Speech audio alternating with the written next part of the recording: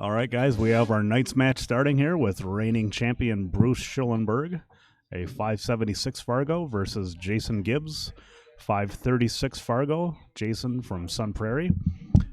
Bruce has been the 7-time reigning champion, I believe 7 times. They are going to be playing a race to 13 10-ball. And I believe we're going no commentary here unless someone else jumps in. But these guys getting started. It appears that Bruce has won the lag.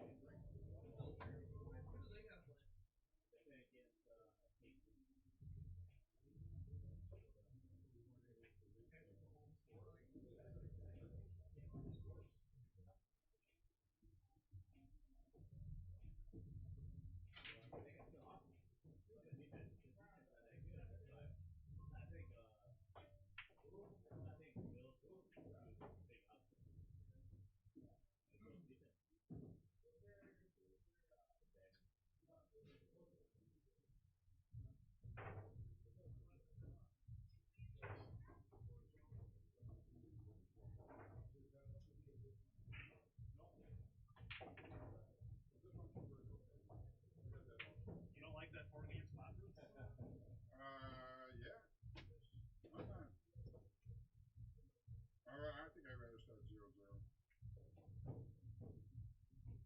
But good call, Jason. I never noticed that.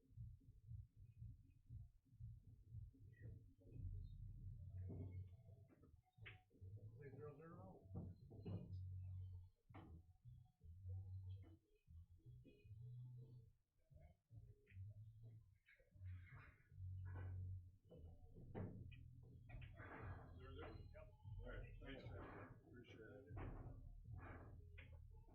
So you got it? Yep, 0-0.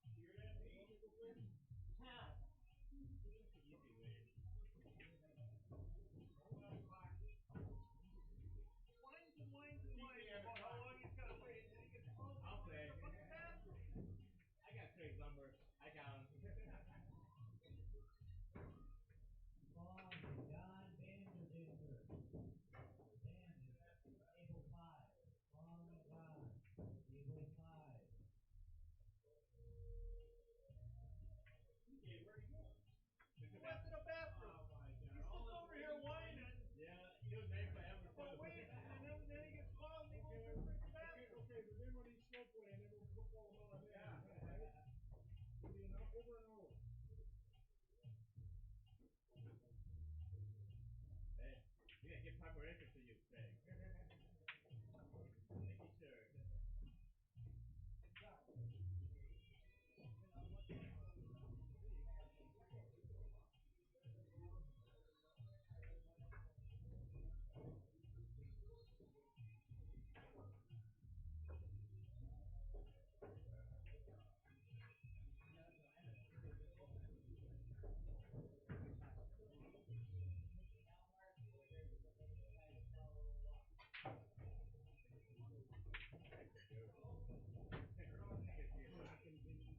You got bad shape.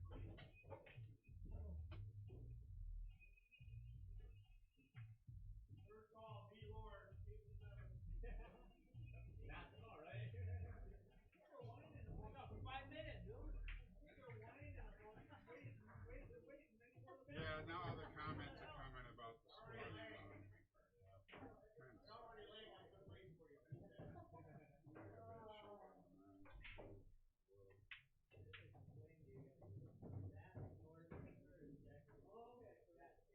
Oh. The one that used to be here is Yeah. not here anymore, and that's why it's all see. controlled in Oh, there. shit. And I don't know how to do Okay, it. well, him and I are That's using that one computer just stuff.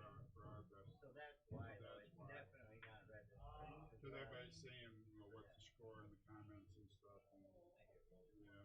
So I put some coins up for temporary. No, we're using that score. Yeah. Yeah. I'm just saying for your viewers, No, if they can see something moving around the yeah, we table, don't want no they points. can follow. Yeah. Pointless to the viewer. Yeah, that's true though. I don't know.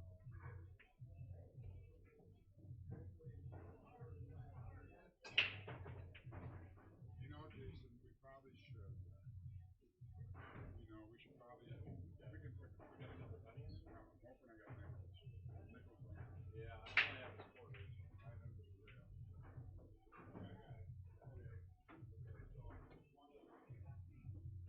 You're going off to the right, I'll go off to the left. I'm not paying attention. Okay, go off to the left. Sounds good. On the left. All right, that's a good idea. Then this, the people can see where we're moving coins. They might have an idea what the score is. Well, you and I are good. We might as well, right? Use the coins for people watching and keep us. Yeah, keep people watching.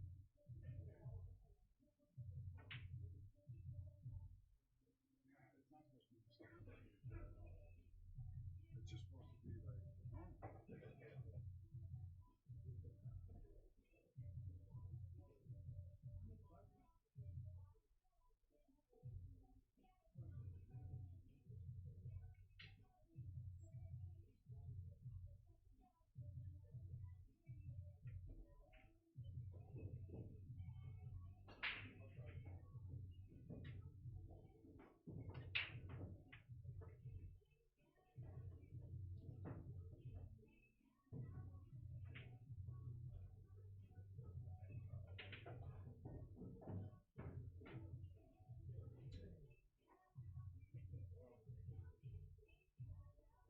No wonder that's what you said.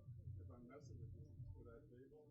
And then ours is normally like that thing would be right there, but they took it to Derby. That's what's up. And then they just leave us hanging here and there. All right.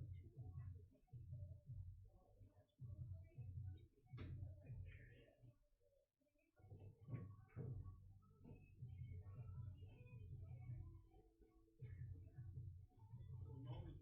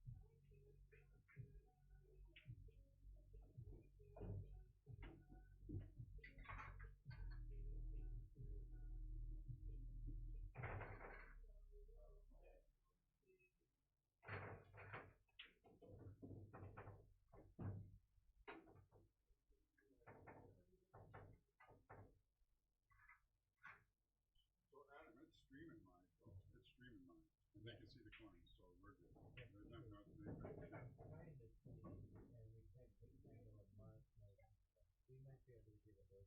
We just don't have anybody in here That's that fine. can. If you get that working with the squad, you did awesome. If you get that working with the squad, you did awesome. So the other one score. So that when I sit down, I get it.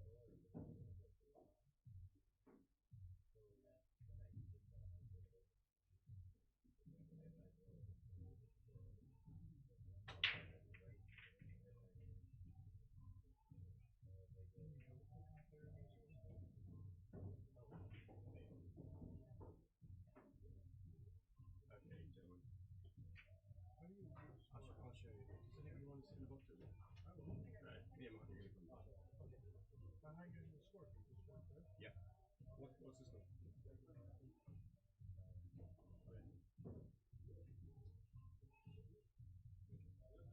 We got it. Yeah, we're going to jump in the commentary box. What's the score? It's 2-1 me. 2-1 you. Okay. That's Cool, thanks. Yeah. All right, thank you very much. Yeah, you're welcome.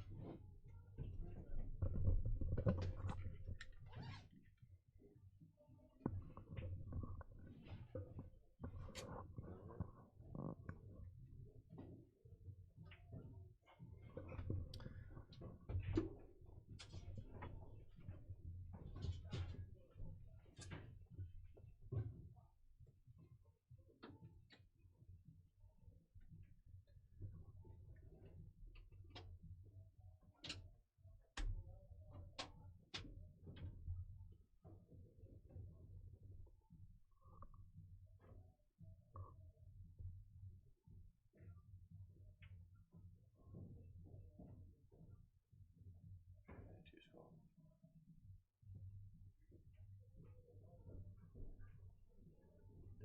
And then, yeah. Greetings, Earth people out there in the pool world. I don't know if you can hear me, but if you can, if someone on the stream could say yes, we can hear you, that'd be great. I think we're turned on. This is MH Potting Penglaze, and I've dragged Mark. What's your nickname, Mark? We're gonna have to come up with a nickname before we're done here. Mark Bell, our biggest fan and longest watching spectator. Mark Bell is finally in the commentary box. How you doing, Mark? Doing well. You know, I don't hear myself in my earphones. I hear you. Can you? Okay. Turn on light. Yeah, man. Okay. Well, we're guessing that we've got audio.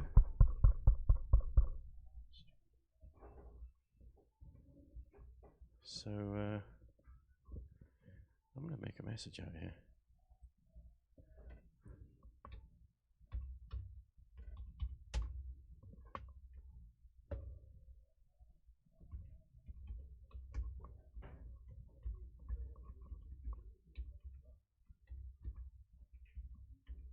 All right, well, I'm just sending a message out on the chat here to people watching the stream. If anybody out there can hear us, that'd be great.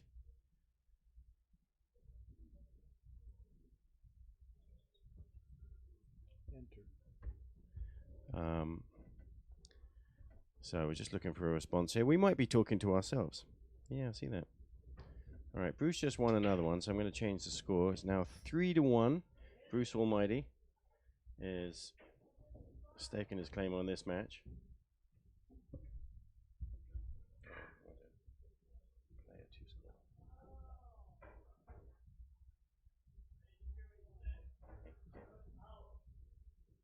There we go. We've got the score updated.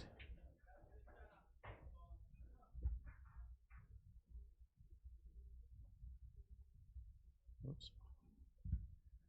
Okay. Now, Jason Gibbs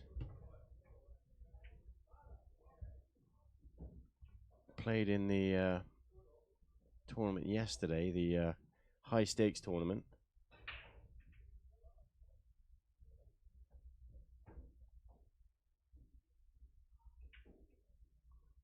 And he did fairly well. Real nice guy. I don't know where he's from though. I know Bruce is coming down from Madison every week. Mark Bell, what do you know about Jason Gibbs? Nothing. Okay, that'll be nothing then. Very good. He's got a. Oh, okay. How about this? What's he got on the back of his shirt there? The Rock Sports Bar and Grill.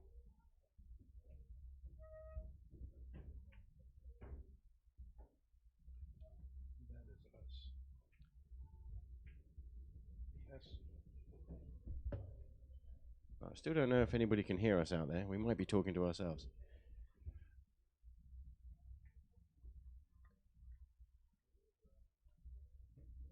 But we did have the Queen's match earlier. They started the Queen's match. They couldn't figure out how to turn the audio on, but they did solve that, and it was a good match there.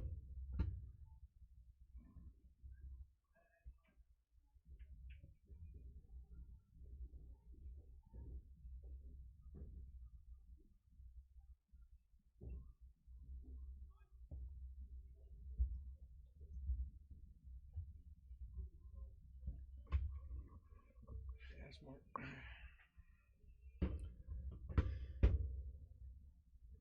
So now Bruce Almighty has been on quite a winning streak so far.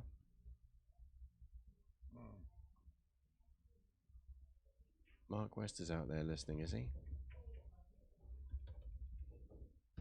Well, that 2-ball just went in. Now he's given himself a chance for a little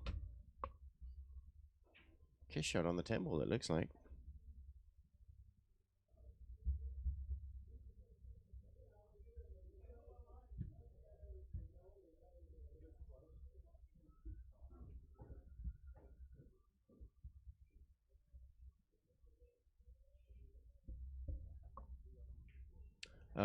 Bruce wants someone to watch that hit. They're calling Adam, tournament director.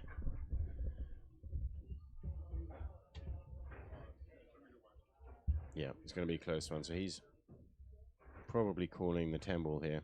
Adam's getting his video recording equipment out on his phone.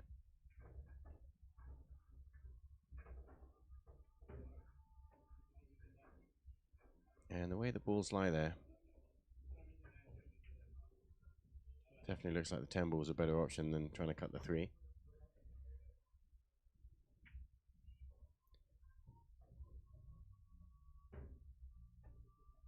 And it will be obvious by where the cue ball goes afterwards. And that was a good hit. I'm sure of it. Didn't hit it hard enough. Left the 10-ball hanging, left the 3-ball hanging.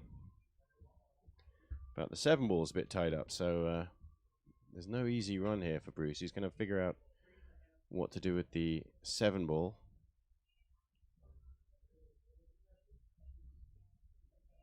There we go, getting a thumbs up. Means you people out there can hear us.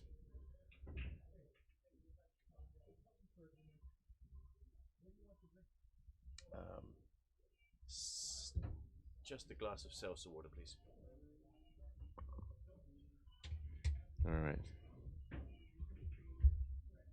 Okay, so he misses his bank shot. Gets a little bit lucky there and left him, hooked him on the 4-ball. Now, I was watching Jason Gibbs yesterday playing. He hits the ball very well. I expect this to be a tough match.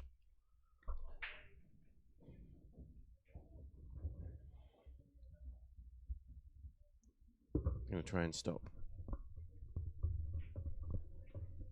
Bruce Almighty's run here. And he caught that in the side pocket, so he's bending it around. That was a good shot. He's going to scratch, though. Which is the last thing you want to do, giving Bruce his best opportunity he has to break this 7 out right now with ball in hand on the 5. One thinks he's going to play a thin cut on the 5 and let the cue ball drift down there.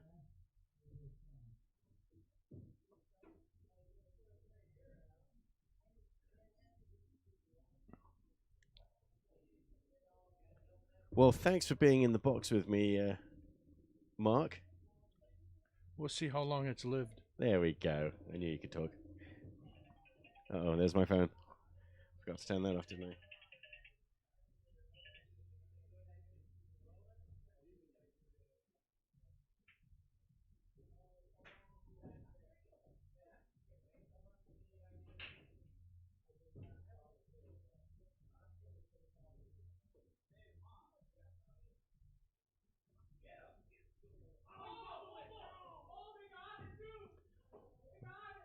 Lots of people yelling at the TV football game. Oh, look at that! Oh. Bruce hit that perfect. Oh, He would have liked a straighter shot on the 8, but he didn't know for sure whether he was going to be shooting the 8 or the 7. It's not surprising he made that because that combination was lined up nicely, but he couldn't have known that for sure. So there's a lot of moving parts on that shot.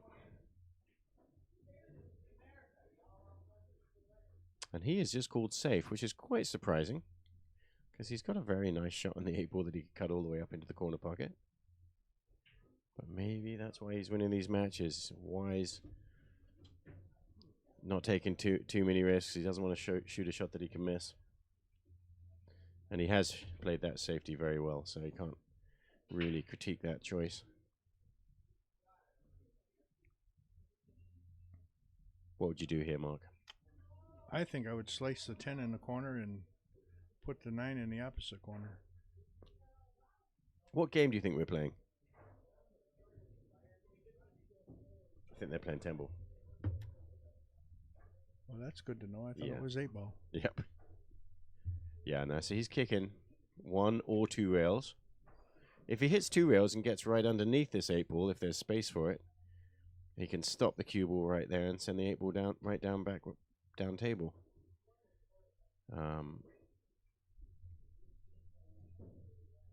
Well, fortunately, he's ended up with it back on the top rail, so not sold the farm here. Bruce does have a shot. Yeah, and he's calling it. Now, one has to point out that this shot's no easier than the one that he turned down earlier. Maybe he likes it better, or he just doesn't see it as a valid safety option here as easy as the first one.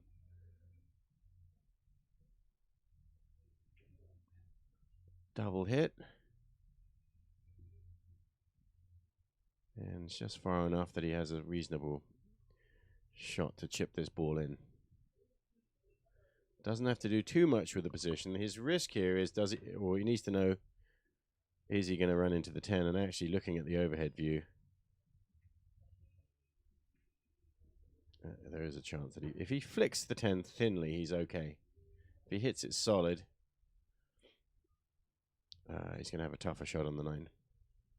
But you would think you'd hit this shot really sort of slow, dead weight, let the cue ball just bounce off the end rail. Maybe brush the 10 ball or miss it if you're lucky.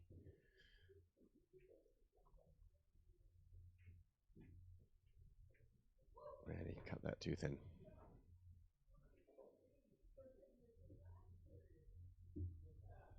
So here's the shot of this rack. You just pop this 8 ball in and get nice on the 9. You're good to go. Got to make sure you don't stun over and scratch, and that you don't sneak the cue ball behind the 10 ball and hook yourself. Of course, you could roll forward. Actually, that might be better and play the 9 in the side. And he's gone into the 10. He's come out okay.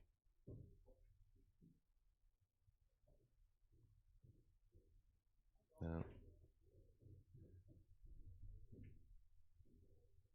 he's got to decide whether he's going to just roll this ball in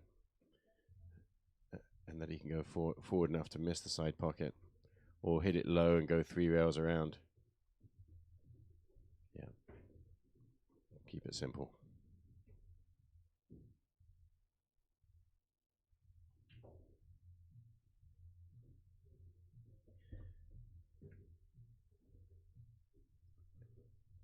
And okay. Bruce Almighty. Thank you, Matt Jorgensen. We can hear you, MH. Awesome.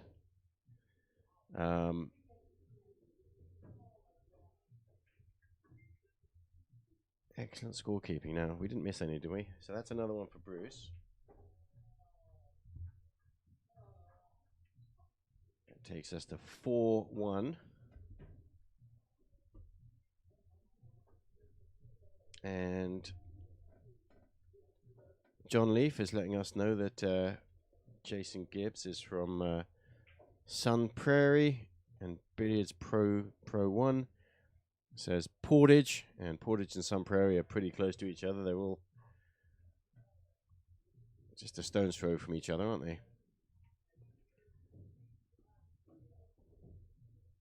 Which actually means he's coming from a very similar place, because Bruce Almighty is coming from Madison. And they probably travel down the same road to get here.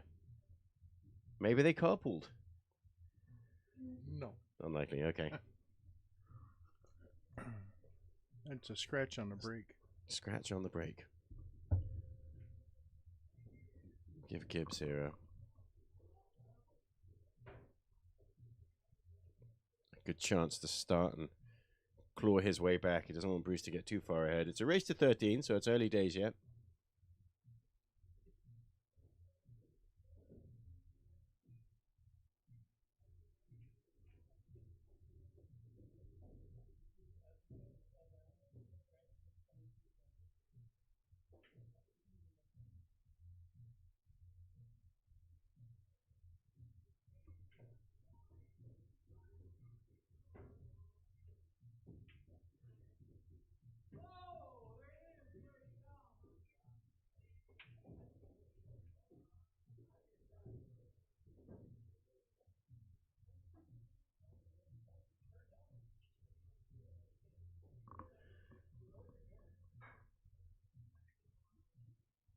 Long shot on the 3 ball.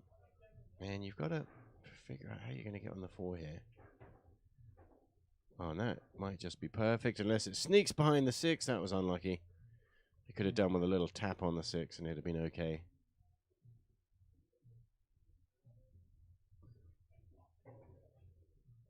Did you play much 10 ball, Mark?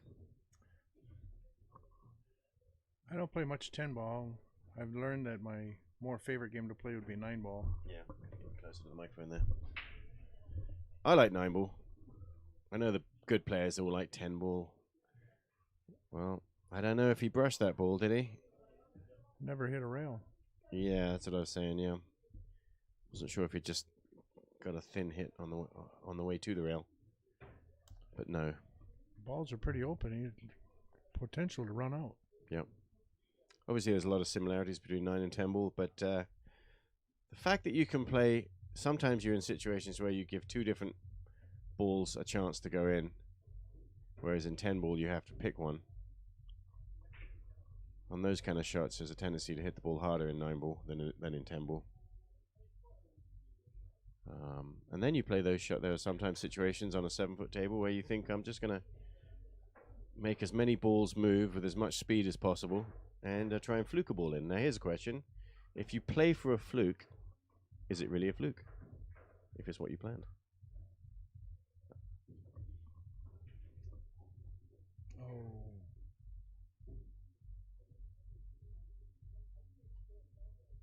Well, of course, he does have a way to continue here if he wants to play the bank shot. I don't know if the cue ball double hits in the way of that. And he's gonna be considering playing safe, but that's really not any easier. You could No place to hide. right. You have to know that the 8 ball is not going to be hanging in front of a pocket, so a very sort of negative containing safety.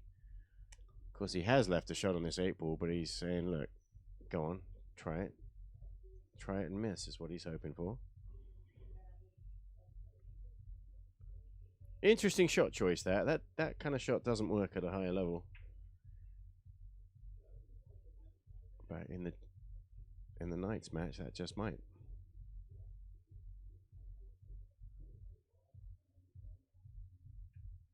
There you go, and that's a better safety.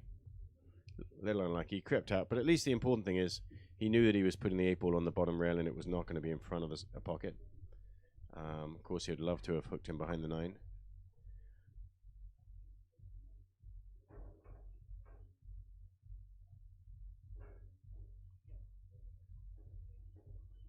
So he's called the bank shot.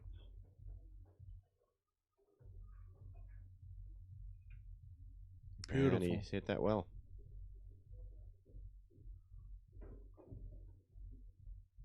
Well, I think my name's on the list. I'll come up one of these days. If I feel like I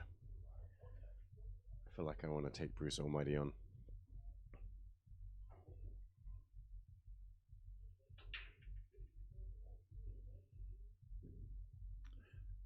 Sounds like the list is. Oh, wow.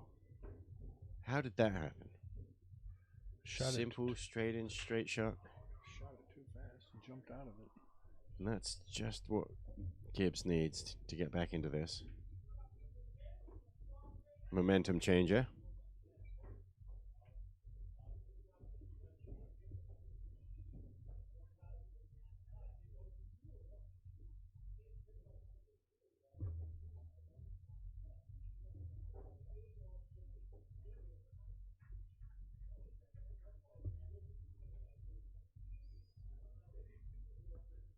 We have change in the scoreboard. Bruce Almighty with 4 and Jason now at 2.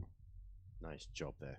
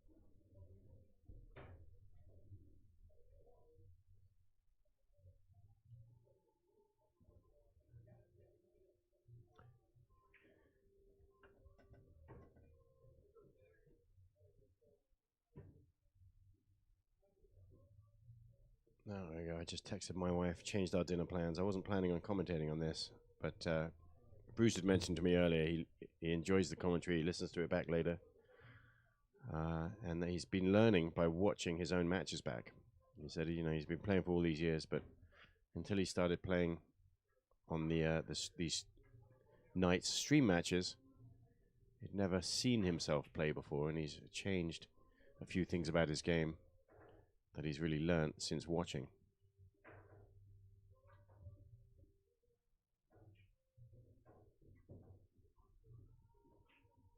Wow. So an update to those who are following Mason Cook, who's right now out in Derby City Classic. Yeah, Mark Bell, you were there. You don't have to whisper that to me. You can say it right into the microphone. And you were there, were you? Yes, I was. Attaboy. How was it down there? It was something that, I'll definitely do again next year. Kendall took me down there, helped him set up the stream, and Patrick Glenn is down there right now streaming, and then they're going to bring the stream back and edit it because there's no live streaming allowed except for who they allow. Sure. So Mad Apple is there recording a bunch of the matches, but that ball's not going to hit the rail. It doesn't need to if it falls in. But Mason's playing at the Derby City in the Banks tournament. He won his first 4 matches, I understand, and then he came up against Efren Reyes. That match must have. That was earlier today. He lost to Efren. Can't blame him for that, really, can you? And then after he played Efren, he won his 6th match. So he only has 1 loss, and he's into round 7. Well, that's awesome. That's phenomenal. Playing against the best players in the world.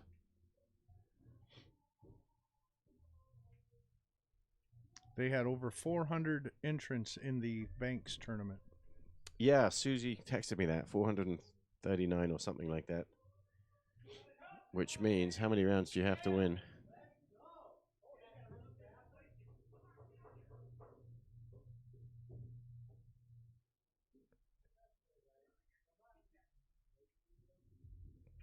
And that's just one of the tournaments. I mean, presumably he's playing in all of them, isn't there? What is there? There's Banks, 9-ball, and one pocket. One pocket. That's it. Just a three, and then. And then they have the big table for the high-rated players. There's a lot of serious gambling matches you were saying going on too, huh? So Bruce goes and notches up another one on the score. And that takes it to 5-1 in a race to 13.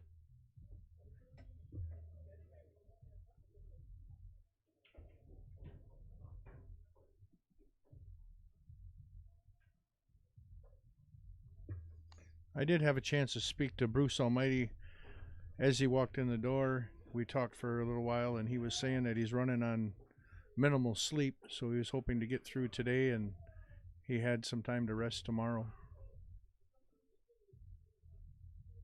He's got all week to rest until he has to come back next week. Assuming he wins, which we can't assume that yet. Although he has taken a good lead in this match. And he's confident too. I've chatted to him before a couple of these matches. He's gaining in confidence. And he's playing well.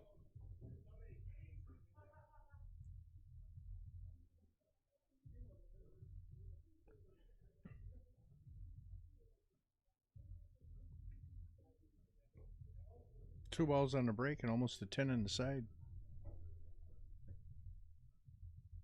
With a shot on the 1.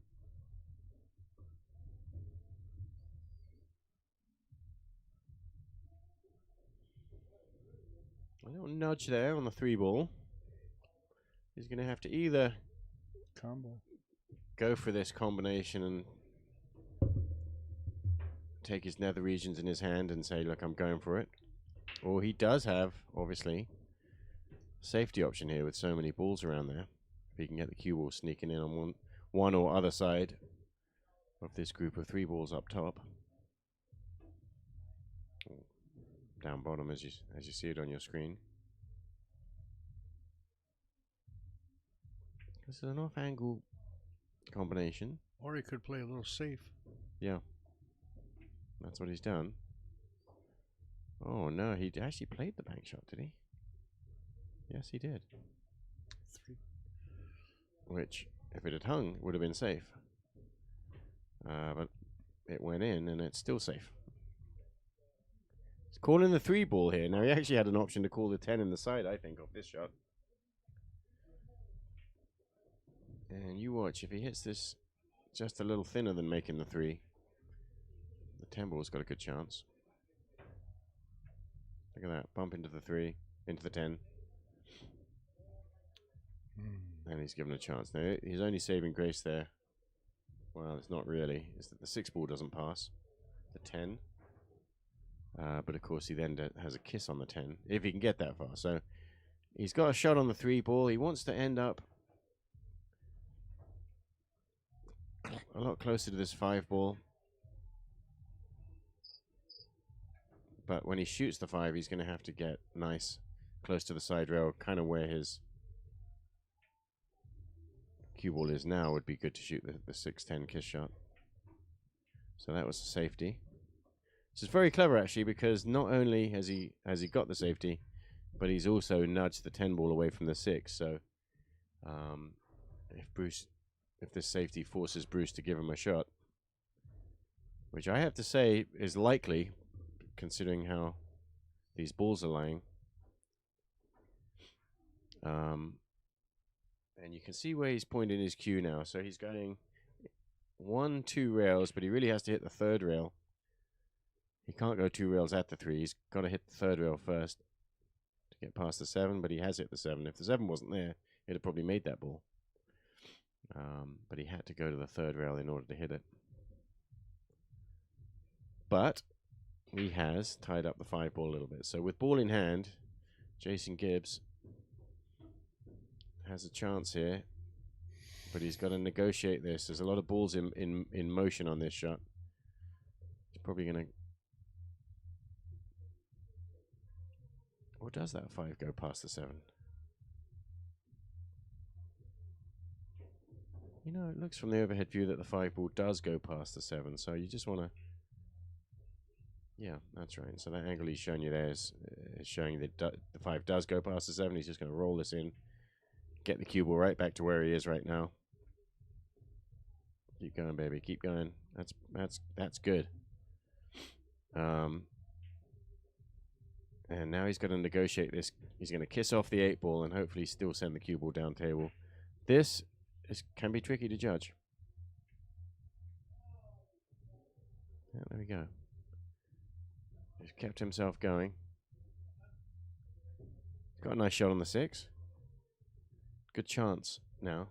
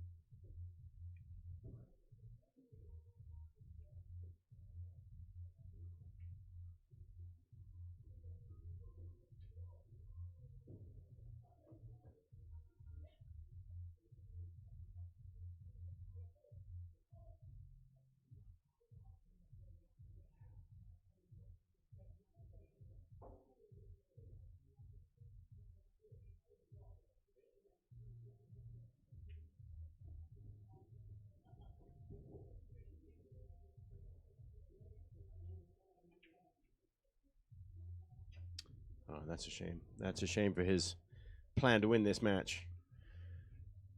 Don't want to be giving Bruce any more chances like that he didn't have to get. Yeah, it ended up just a little funny angle on the 8 ball.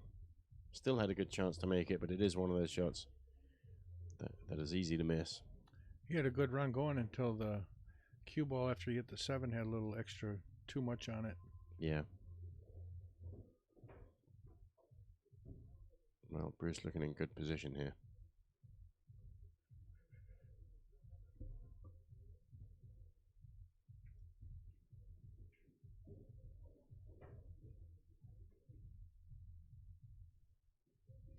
He missed the 10 ball.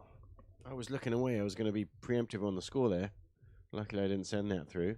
You gave him the commentator's curse. Yeah. Well, but he didn't leave it easy for Jason. That's crazy, isn't it? I'm watching the stream now, which has a delay on it, so I can watch him shoot this 10 ball again. Oh yeah, he clipped the rail first. He hit that very soft. Well, if you really watch I would have played a gentle stop shot. The shot on that, Bruce jumped out of the shot when he shot it. Yeah. And cue ball just clipped the rail first. He hasn't left it easy though. I heard Jason just say he's calling it all the way up. Yeah, he's going to cut this all the way up into the top pocket. Requires a very good hit at this thin angle. 3/4 ball. Or quarter ball, I should say. Oh, he hit it and perfect. He's hit it great. What a great shot. And that should give him a little bit of confidence going ahead, knowing he can shoot those in. So yep, cancel out of that. I lost the cursor. Oh.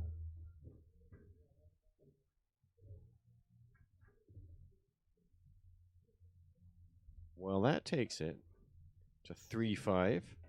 Close match. He's not going to let Bruce run away with this.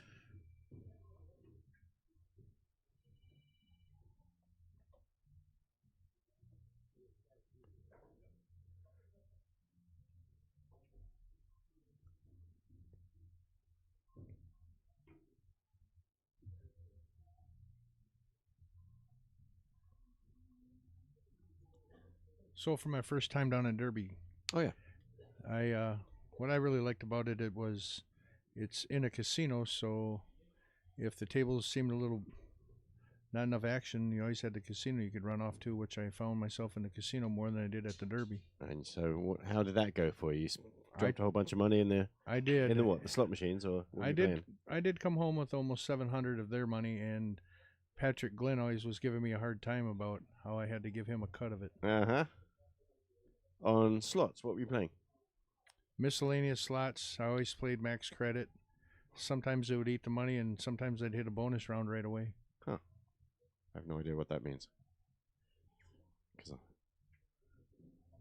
means you won on the slot machines. You ever play blackjack or any of those games? I'm not a fan of blackjack. If you stand back and watch blackjack, you just watch them take your money. Well, as I understand it, it actually, out of all the games, is the one that has the best odds. What's the odds on slot machines? Do you have any idea? I have no idea. No. I just know they like to take my money.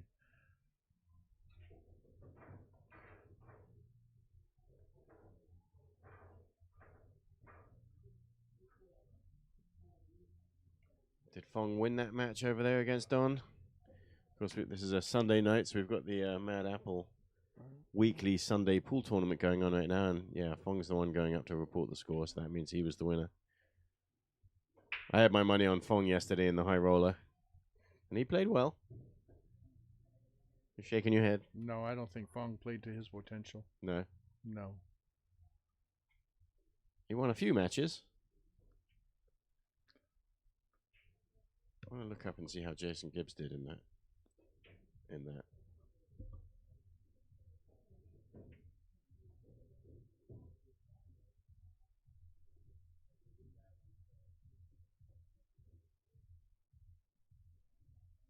Ended up on the 4-ball a little bit straighter than he wanted. Yeah, he's going to play just a soft, sweet little draw shot here. Sort of a low speed, as soft as you can at that distance. And he stopped the ball beautifully. Could have used a little bit more angle on that shot. And in a way, playing that stop shot lures you into playing it straight. Straighter than it needs to be.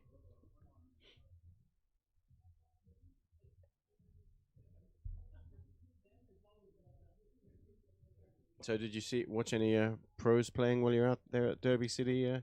I did. I was able to watch Federer Gorst against Garcia, and he took down Garcia. Garcia. Who? Last name was Garcia. Last name Garcia. That narrows it down a bit, doesn't it? And then I watched That Darren Appleton. Yep. And I was sitting 2 seats away from Efron Reyes, and his bookie wanted to get me to bet on the match, but Kendall and I had to leave, so he wanted to bet me 200, but I knew I had to leave, so I wasn't able to take the bet. He wanted you to bet against Efren? He wanted me to. He would have took the bet. I would have had Darren, but I had to leave, so I lost out on that bet. Yeah, I probably would have taken Darren over Efren too. Do you have any idea who won that match? Darren won the match. Yeah. Yeah, he's been playing very well. He's still at the top of the game. And of course, when he was here, he was here for a week at the Mad Apple. I was talking to him about the fact that there was yet again another year where there's no English players on the Moscone Cup team. And he said, yeah, well, there's not really any up-and-coming new ones. And I'm like, yeah, well, what about you guys? You and Melling, I said to him. You're not that old. And he's like, oh, I got a better chance than Melling.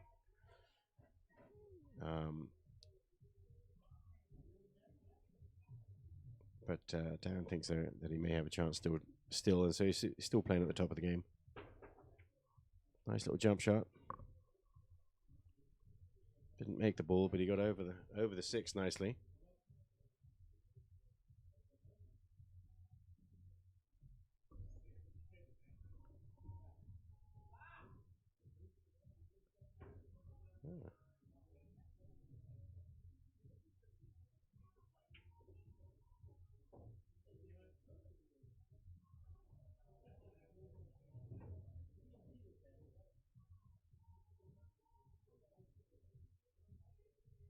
Well, Jason Gibbs had a good run in the high roller. He came in joint 9th. So he was here till late last night. Just one place away from making it into the money as far as I understand. But I watched him a little bit earlier on in the day and he looked like he was playing very well.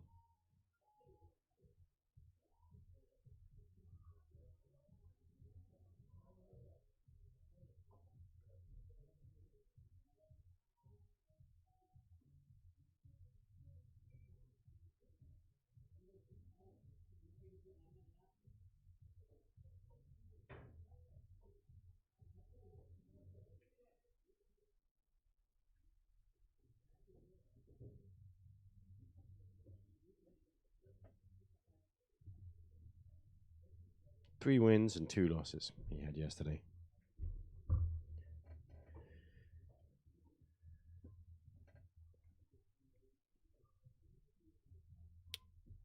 So that's interesting. Why would Bruce make him play again? So Jason had a good hit on the 6, but accidentally made the 9. And Bruce has put him back in. And given Jason his chance to play this lock-up safety, and I think Bruce is going to regret his decision there, because he could have played that same shot. He just saw that it didn't go in the side pocket and said, okay, you do it. But seeing as how Bruce has been fairly safety-minded in this match, I'm surprised he didn't take that shot on himself.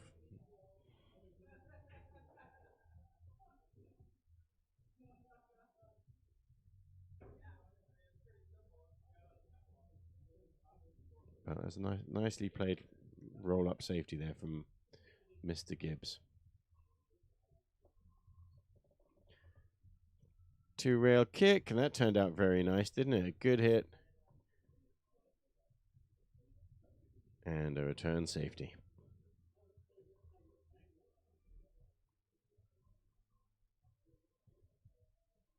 So he's eyeballing. We're going to tell from Jason's body language here what he's been left here, whether he's actually been left a shot on the 6 all the way up into the rail or not. And if not, he's got to bend the cue ball just a little bit with inside English, right hand spin. And if you hit the rail first, that might just work out nicely. So he's called the ball.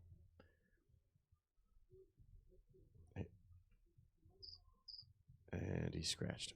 No, he did not. Wow. Well, that was great. And that was. He had left hand spin on that. Well, that was a really good shot.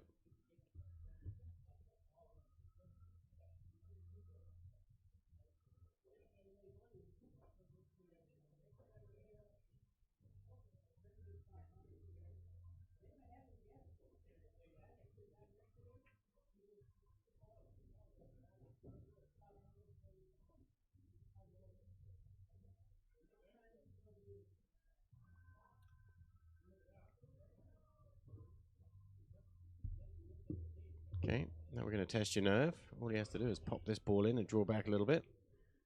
Sounds simple enough, doesn't it? There it is. It's that easy. Jason clawing another one back here. Hasn't gone in yet, has it? I shouldn't say that, should I, Mark? Well, you might have given him the commentator curse again. Just not this time. No. We don't believe in all that kind of stuff.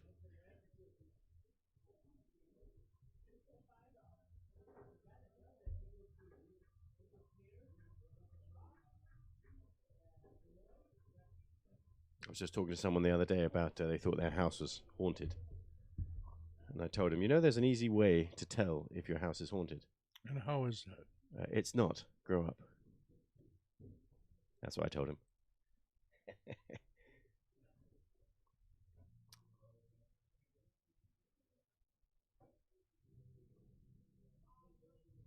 All right, now you're doing a good job on the score there, though, aren't you? That takes us to 5-4 in a race to 13.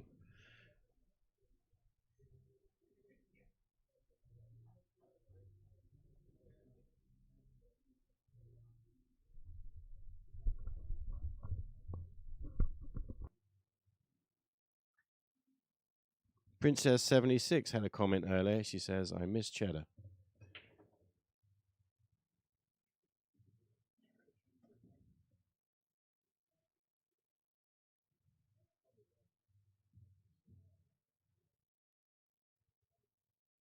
Okay. Yep. So, scratch on the break. And the 2-10 combination sitting down table.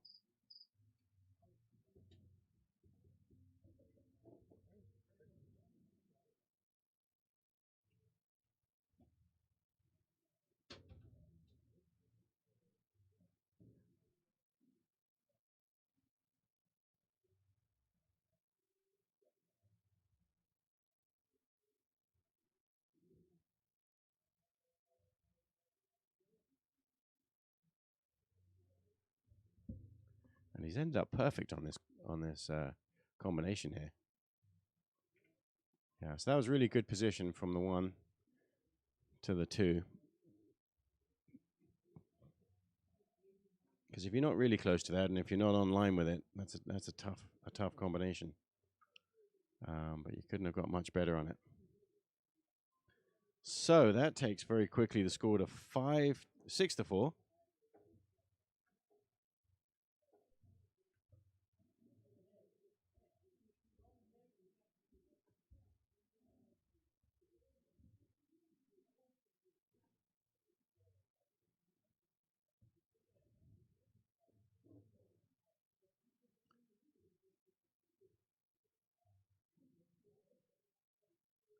And let's see how Bruce is breaking here.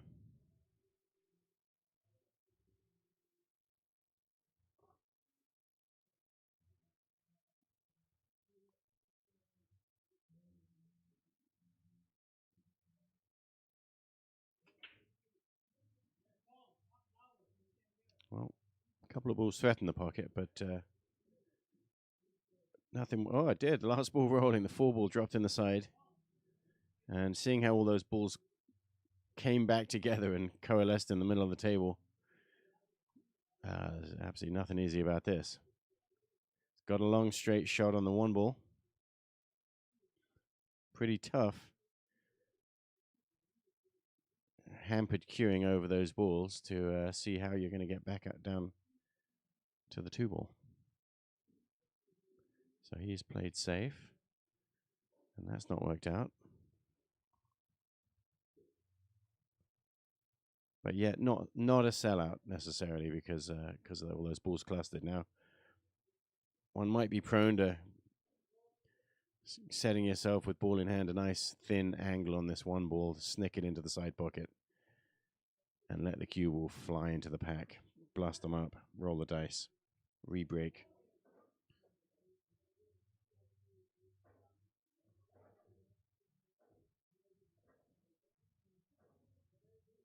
And he's choosing to play safe. With ball in hand there, he does have reasonable breakout opportunities.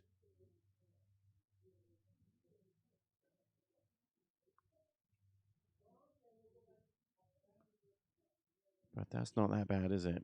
Hook him. Not too tough to hit this one. And with the right speed and a bit of luck, you may be able to snooker him back.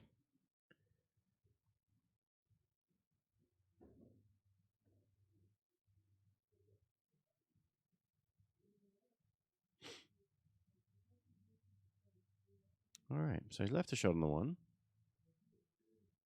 And is Jason here going to come with a big stroke here and whack this ball in? Lots of nice bending follow and blast the pack up. That's what we're looking for here. Nope, gentle. Now that is not any good. I would have whacked that one. You'd have seen a full stroke shot on that one. Derek's in the house, I see. Derek is going to be playing later tonight at 8 o'clock. He's challenging Ray, who is our current king of the hill. And I'm glad to see Derek challenge here. And he's one of the few people I see coming in early in the morning and practicing. He gets a few hours before work or break at work, and he comes over and he practices and does drills. He's been working hard on his game, so we'll see him later coming up at 8 o'clock.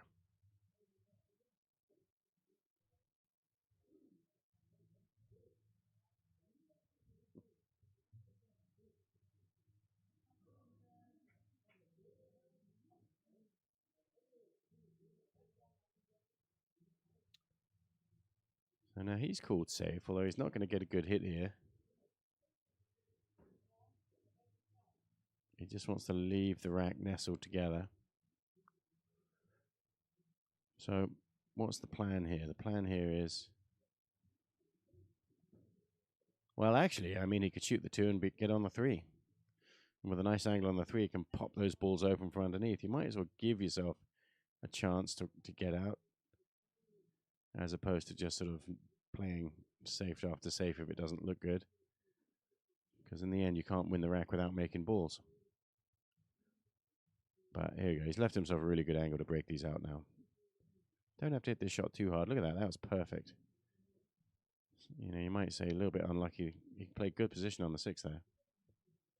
10 ball came out. He now definitely has a chance. Yep, he's called the 10.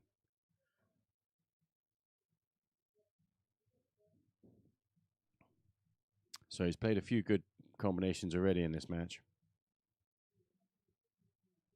Got another 10 ball combination. And he pounds that one in. None of you roll it in slowly to give it a chance. Probably in the back of his mind, he's thinking, if it doesn't go in, I don't want it staying over the corner pocket. So you add a little extra speed. Makes the pocket a little bit smaller. But it doesn't matter if you hit the heart of the pocket. It still goes in.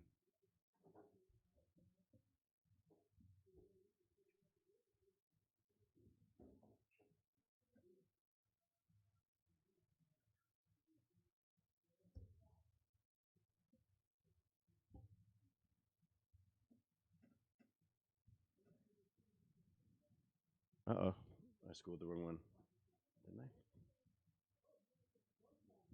I think I've got the score completely wrong here. Was Jason really ahead? We must have got the wrong one last time. Excuse me, folks. I'm just going to step out of the box and go check the scores.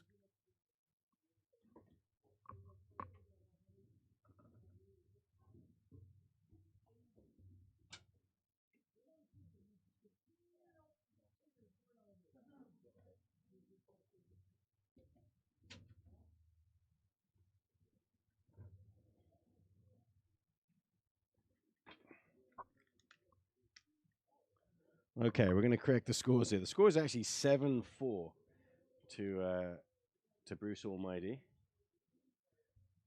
So that looks like more than one mistake from the scorers.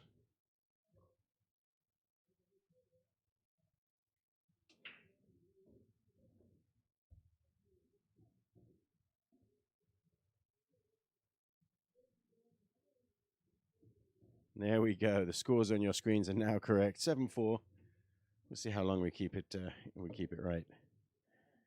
Now that that's a break. Definitely playing a push out here. He's totally hooked behind the 4. He's decided just to push out to this potential combination / safety opportunity. The combination is tough, off angle, but if he feels like it, it's not that bad.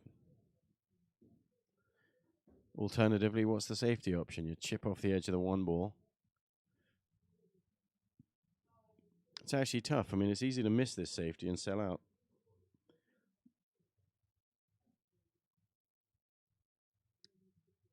And there's probably a lot of different options here for safety shots.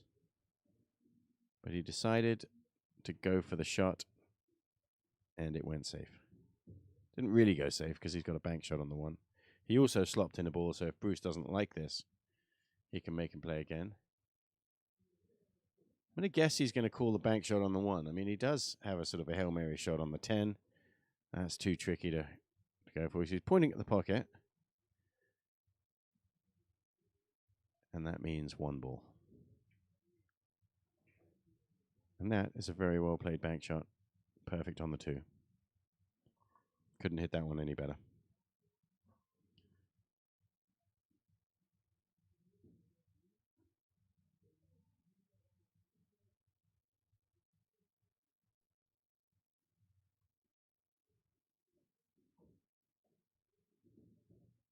That's not the best of shots.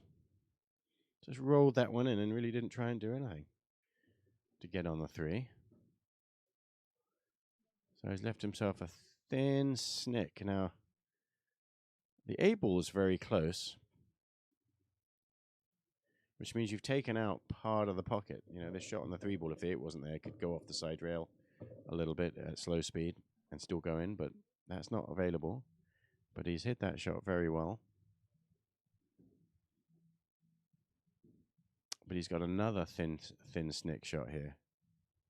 And he may not like it. It may be too thin, frozen up against the rail, so he could consider playing a bank combination on the 6. That's not very nice either because the 6 ball's not really hanging deep, and there is a way to miss this shot just like that. So which ball did he call? He called the 6 ball, and the 4 ball sneaked in. So he hands the table over to Mr. Gibbs.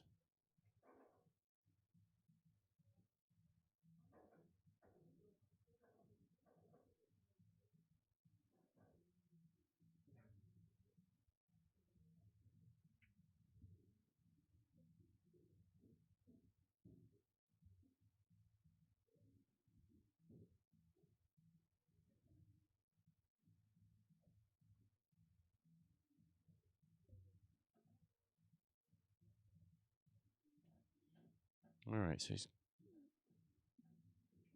he's ended up nicely on this 8 ball. He's got to make sure he doesn't just follow plain 4 and end up hitting the 10. He's got to go on one side or the other, which means he's got to stun across. He's hit that very nicely. By stunning like that, he also takes the scratch in the corner pocket out of the equation.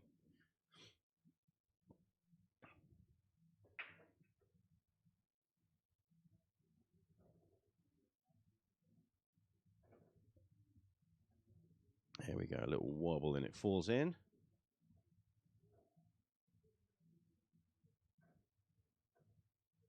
Claws one back, 5-7.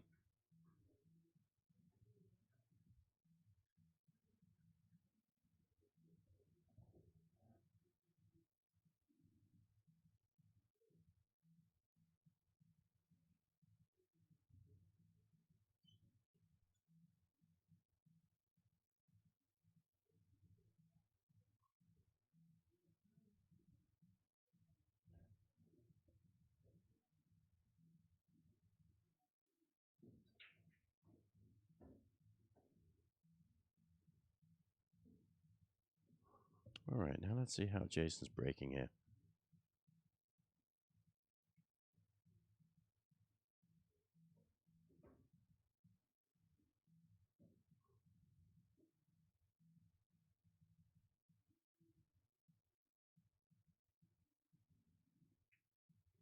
Looks like he's going right down the middle. Often you see players just go an inch away from that spot in the middle. It looks like he's just a fraction to the left of center. Judging by the fact that you can still see the diamond to the right of his cue stick. Blasted the balls open. Made the 5 ball. And he's eyeballing here, and he's the only one who knows for sure whether that 1 ball slips past the 9.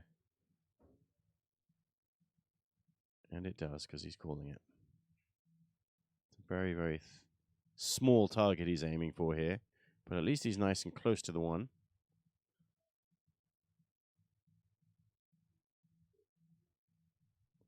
Lovely.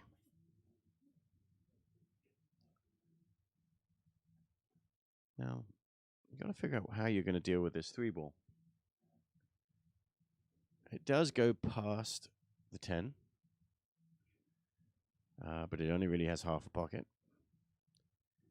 And 3-10 combination also does go, but it's off angle and is not the highest percentage shot. And of course, the 9 ball sitting right in front means you can't get good position on either of those shots. And that is a really, really nice shot to dance around, stun around, get around the 9 ball. And he's got a really good shot on the 3 ball. But his problems aren't over yet. Because just by rolling the shot into the in and making the 3, he's not going to be nicely on the 4. And because he's so thin on the 3-10 combination, that shot's even tougher.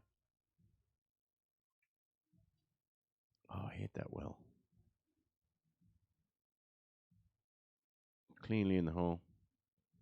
Inside English to get the cue ball down table.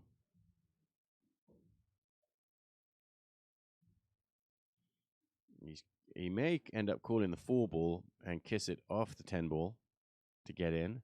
That's not a bad shot at all because he can use that to send the cue ball up table to get position on the 6. And it seems like his best option at making a ball. I don't see any easy safety, but he's just called safe. He waves his hand. And I don't know if the safety's any easier than just playing the 4 ball off the 10. I'm not sure exactly what the plan here is for this safety.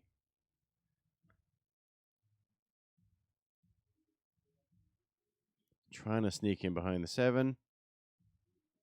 But the 4-ball's gone nicely. He didn't get behind the 7, but he did play. You know, if that was really the goal, to hide the 4 behind the 80, it did absolutely perfectly. But that shot has to be hit with such perfect speed, which he did. It's tough to imagine that you really want to choose that shot. So I suspect the primary goal there was to get the cue ball behind the 7. Oh, well, Bruce hit that shot absolutely perfectly. It's exactly what he played. Gentlemanly, Gibbs says, nice shot. Bruce looks up, says, thank you. They're showing each other a lot of respect. But Bruce in his mind is trying to figure out, how am I going to get down table, seeing so I'm so straight on the 6. Power draw shot. Fraught with danger. He has a slight angle, so he could follow a power follow shot with left-hand spin. It looks like he's aiming higher on the cue ball. Yeah, he's down and up. And he's just called safe. Has he? Why would you do that? Oh, rail first. He did call the 6 ball. Okay. He looked up and called the 6. What an interesting shot choice that was. And he, you know, the position he's just got on the 7, had the 6 ball fallen. Shows you why he played it that way. Rail first, create an angle. He's been a bit lucky that in hanging that 6 ball, he's got the 8 ball right in between. Hooked him, but not a terrible kick shot. He could jump this ball, he could kick it, or he could masse it. He's got his options. And the 6 ball's hanging, so all 3 of those are viable options, I think. The real question is which one of those is most likely to give you a shot on the 7. So he's looking at the kick shot here.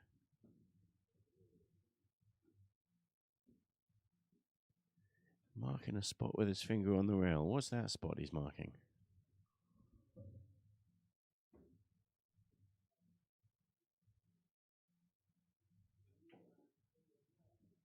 And one has to hope that the 9 ball's not in the way. Oh, what? That shot was unbelievably close to being perfect. He'd love to have just breathed past the edge of that 6 ball. And he was so close to that. That's you have to consider that pretty unlucky.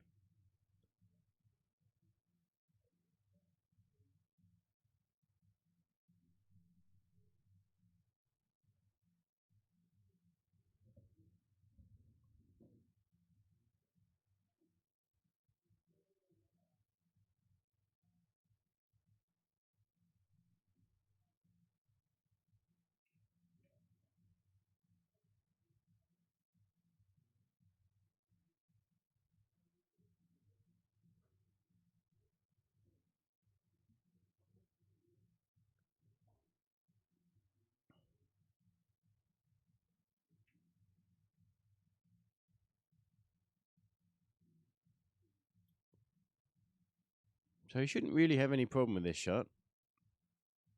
As long as he plays it sort of square enough. He's going to 3/4 rails in which he uses the cue ball, flies across the center of the table from one long rail to the other long rail. He's not done that. He's played more of a follow shot, and that works out just perfectly. He played the speed well, which was a prerequisite for that shot.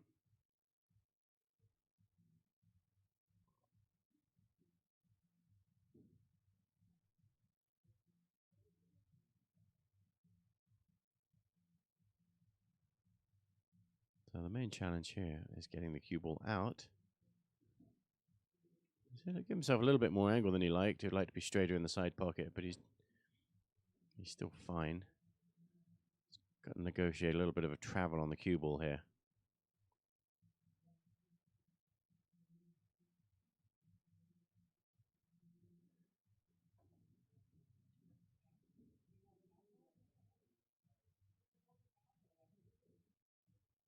Well, that was a problem. He had to run into that 9 ball and judge that final resting spot of the 9 ball as well as the cue ball.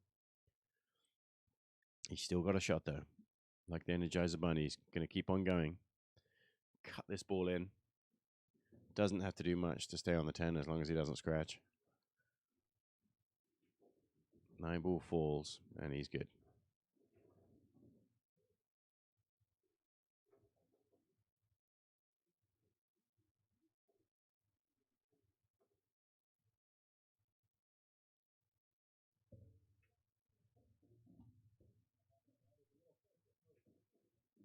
Yeah, me too.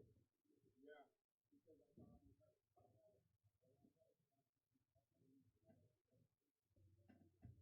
All right, folks, that takes us to 8-5.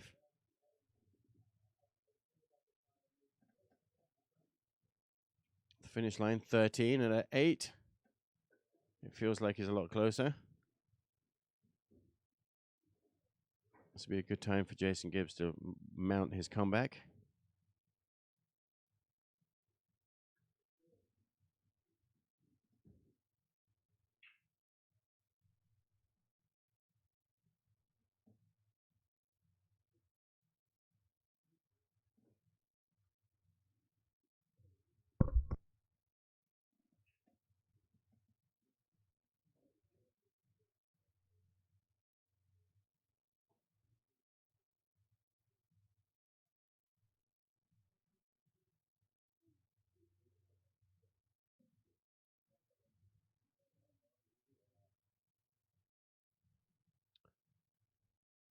And Bruce has been breaking. Oh, he's gone to the center, hair off the center of the table. That's not where he was breaking from before. He saw that his opponent was successful that way last time.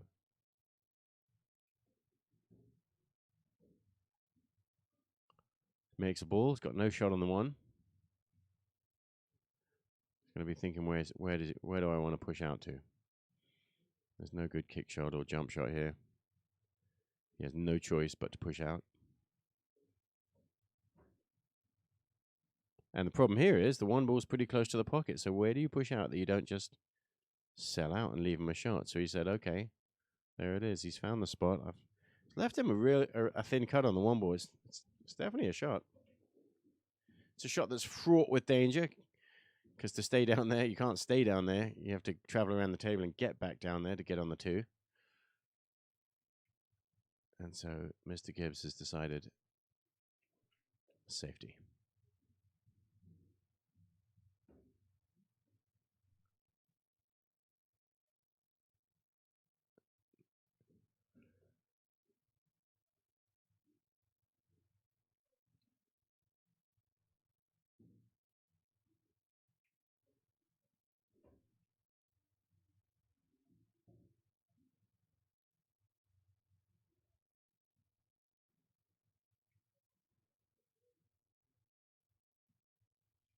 In the weekly tournament over there, we've got Fong playing against Dylan. We've got Joe Meyer playing against B. And Mike Lemire playing against Don Van Dinto. Looks like there's just 3 matches going at the moment.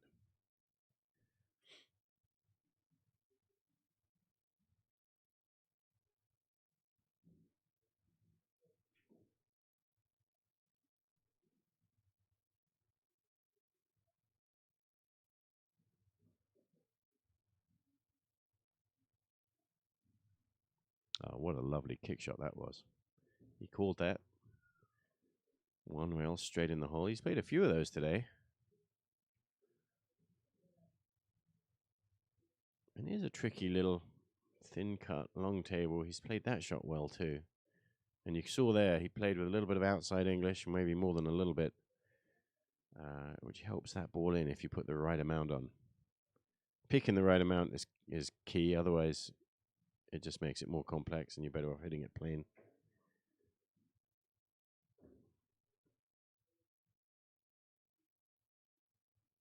And there we go. That shot, easier than the first two that he just played, is the one he misses.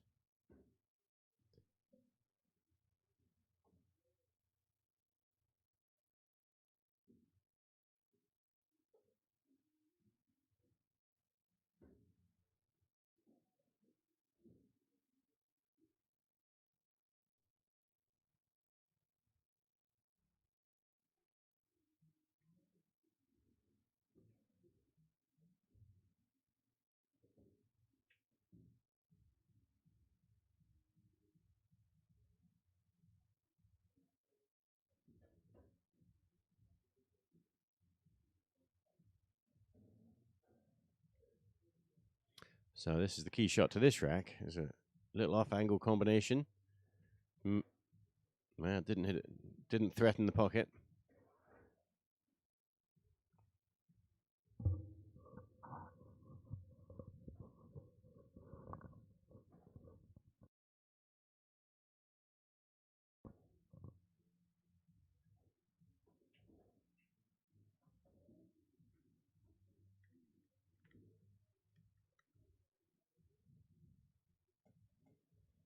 But he has left a bit of a head scratcher for Bruce here.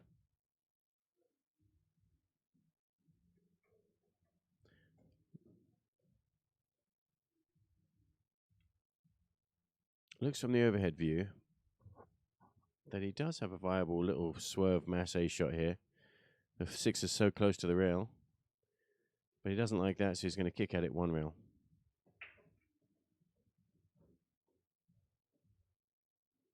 And he's going to hit it. And it went in. Wow.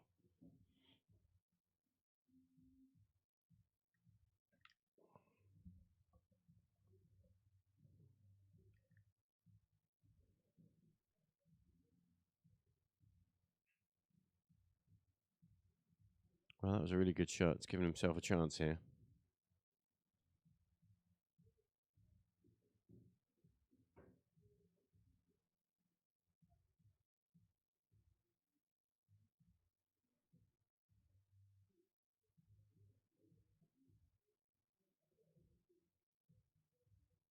Well, to draw and look at the side spin. You could see where he was aiming up on that. He was planning on a lot of spin, but maybe that was the reason that he mishit this so badly. Obviously, that was supposed to not be a straight-in shot. And draw to the rail, and the spin was supposed to claw it down for the shot on the 9, but he's given another chance here to Mr. Gibbs.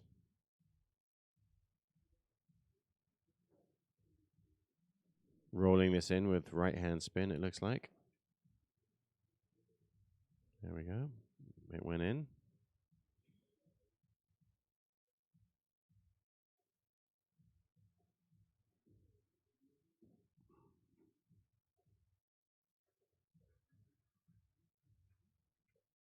Nicely controlled little draw shot.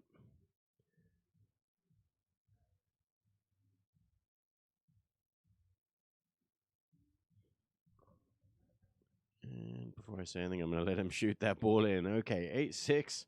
Doesn't really sound that bad, does it? Plenty of match left in this match.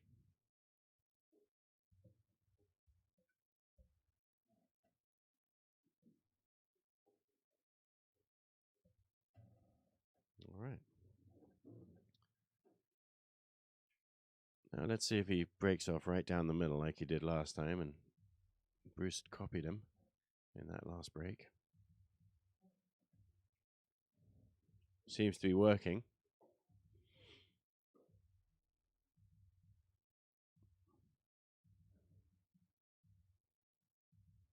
There we go. Scores his game. Grabs his break cue. Goes over to his Predator round. Oh no, it's not Predator. What is that? The round chalk. Teom chalk is what he's using. And incidentally, the Mad Apple Pro Shop now has Teom tips in stock. We're still waiting for the chalk to come in.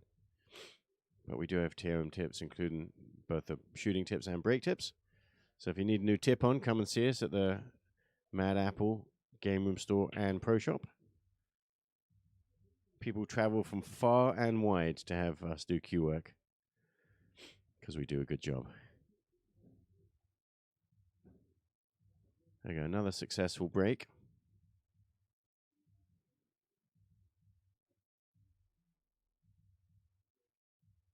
And it's got a shot on the 1 ball here. Controlling the cue ball to get down for the 8. Or, I mean, down for the 2. He's done. That was a key shot. Negotiated well. So he's up for this match.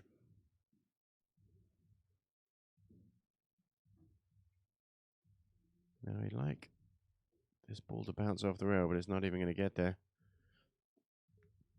He doesn't have a very good shot on the 3 ball here. It still does cut. Thin cut. Down table. Yep, he's called it. He contemplated momentarily, is there a safety option here? But he thought, no, I'm just going to cut this ball in. Give yourself a chance. You can make this ball.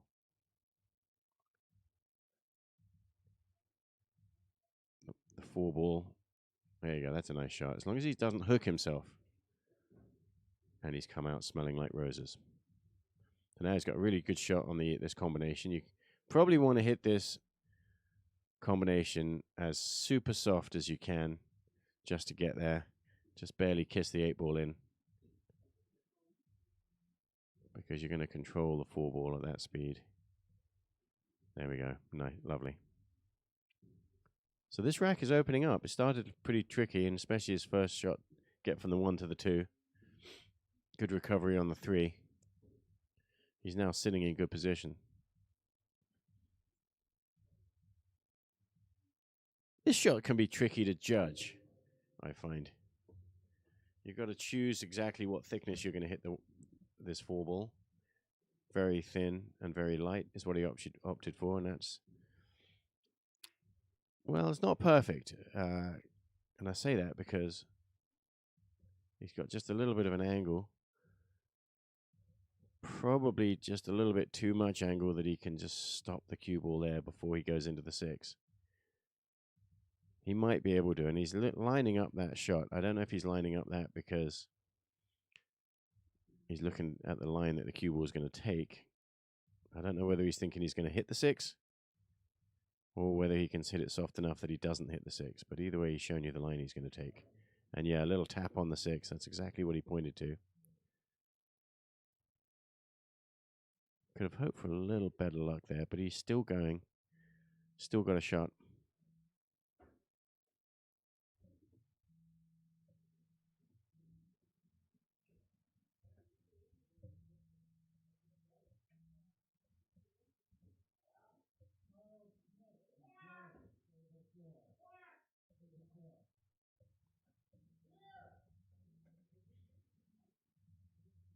And this will test his mettle. Cut this ball in, let the cue ball fly up table and come back down for the 9. Didn't hit it that hard. Just happy to just say, look, I just want to make the 6 ball and see what happens. In retrospect, he'd like to try that shot again and get a little nicer on the 9. So now you see where he's putting his cue. He knows he's going to, after cutting this 9 ball in, he's going to hit the 10.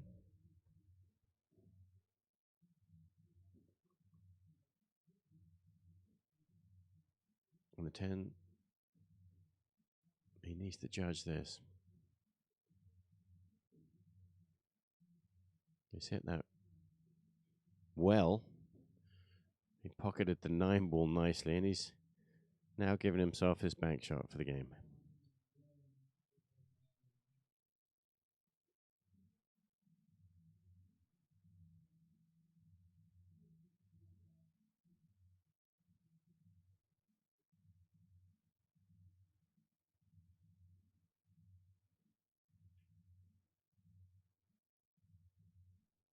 always hit that well. That was good out. Recovered from a couple of different spots there and kept on going. That was a break and run. A gutsy break and run.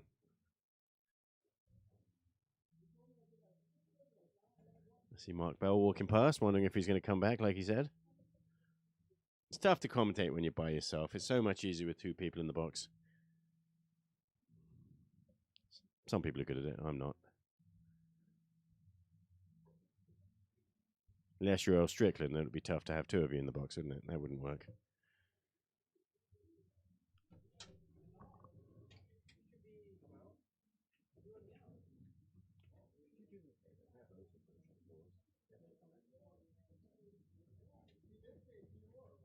All right, let's score that game before I forget it.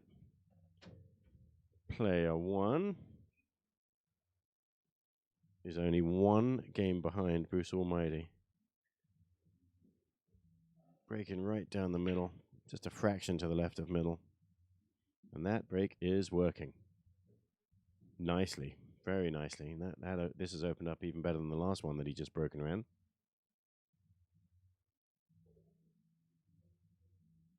Let's put together a 2-pack.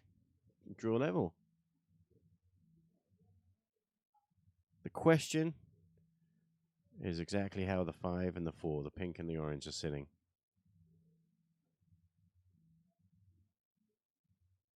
From the overhead view, it looked kind of like it doesn't really, the 4 ball doesn't go.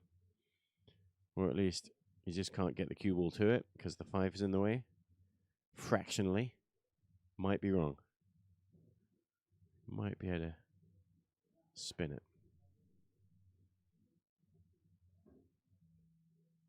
Of course, that's a moot point if you don't get there. So he's got to shoot the 2.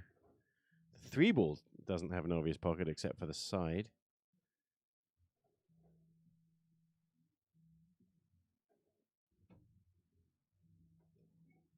And he's aiming high on the cue ball, so he's going to be going forward here, round the angles. He's going to hit this with some speed. Oh, and he hit that really, really well. If he's lucky, he hits those balls and stays on the 3, and it couldn't have got any better than that. That was a fantastic, both positional and developing shot. That really was a good shot.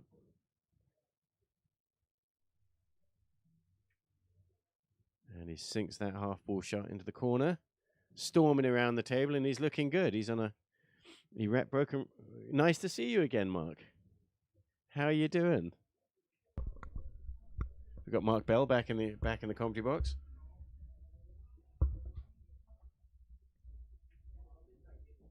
A man of a few words. Yeah. Now that was a really nice shot. I don't know if you saw that positional shot there.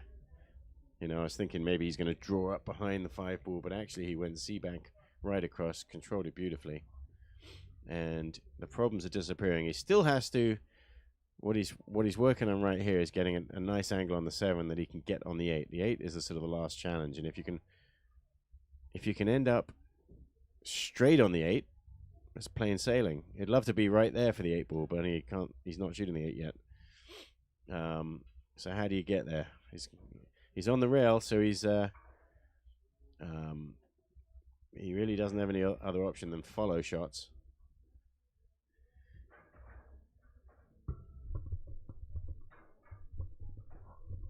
And so he may end up what they call pro-setting the 8 ball into the other long corner pocket, but he still wants to be on the rail. So he's following forward, 2 rails. 2 rails. Maybe just kiss the last rail or... Whoa. Oh, he's hit it hard. Uh-oh. So I'm not sure he wasn't trying to long set the 8 ball. That same shot even harder, he would have ended up perfect on the 8, or that same shot a fair bit softer. Would have got the 8 in the other corner. But he has a shot here. He has a shot. He's made a lot of good ones so far, so this one's a tester.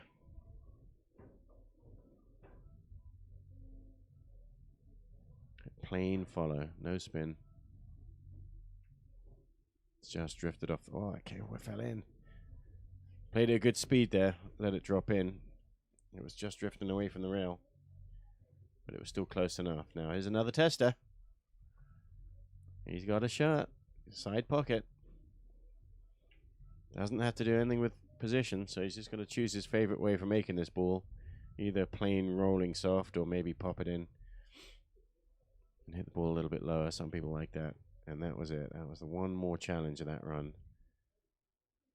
Another table run bites the dust. So he's left this long combination for Bruce. Got to play the combination here, wouldn't you, Mark?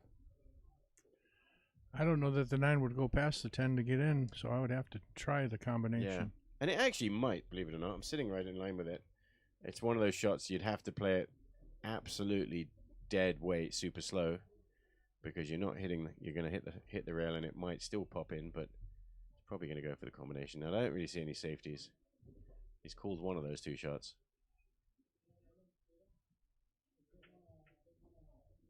Oh. And it just stayed out. Played the combination.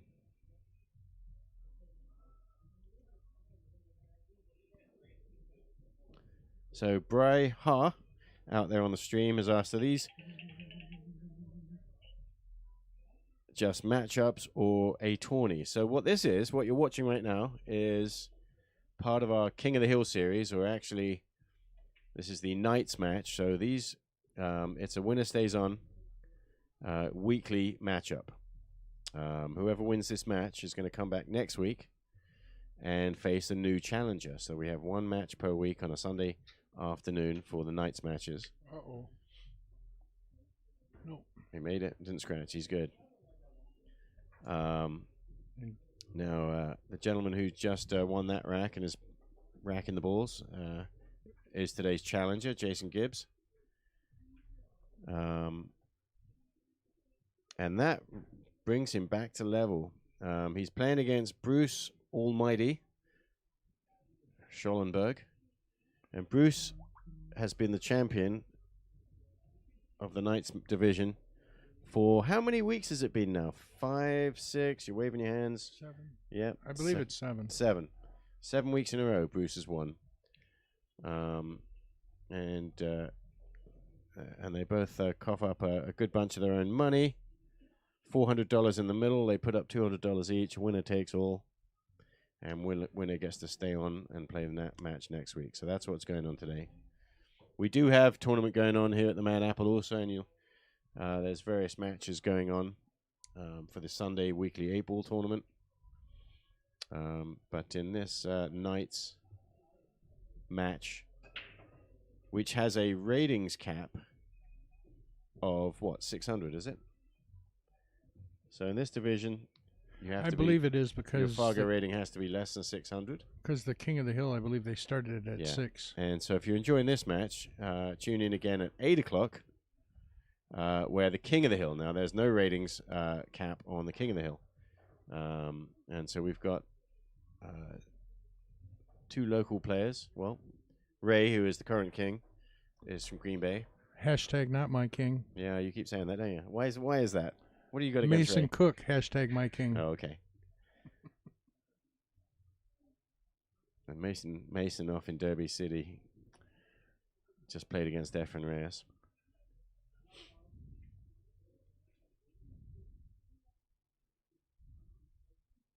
But so yeah, you can tune in every Sunday. Now the Kings match, which is tonight at 8 o'clock, is going to be moved, I heard.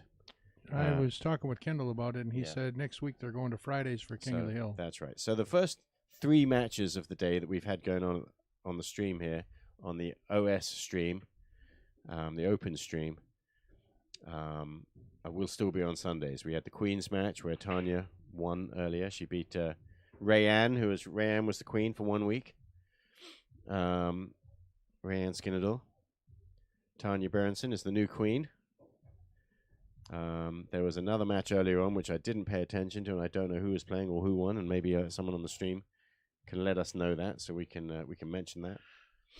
And that was the Jesters match. Now the Jesters match is below 500 players, so there's a ratings cap of 500 on the Jesters.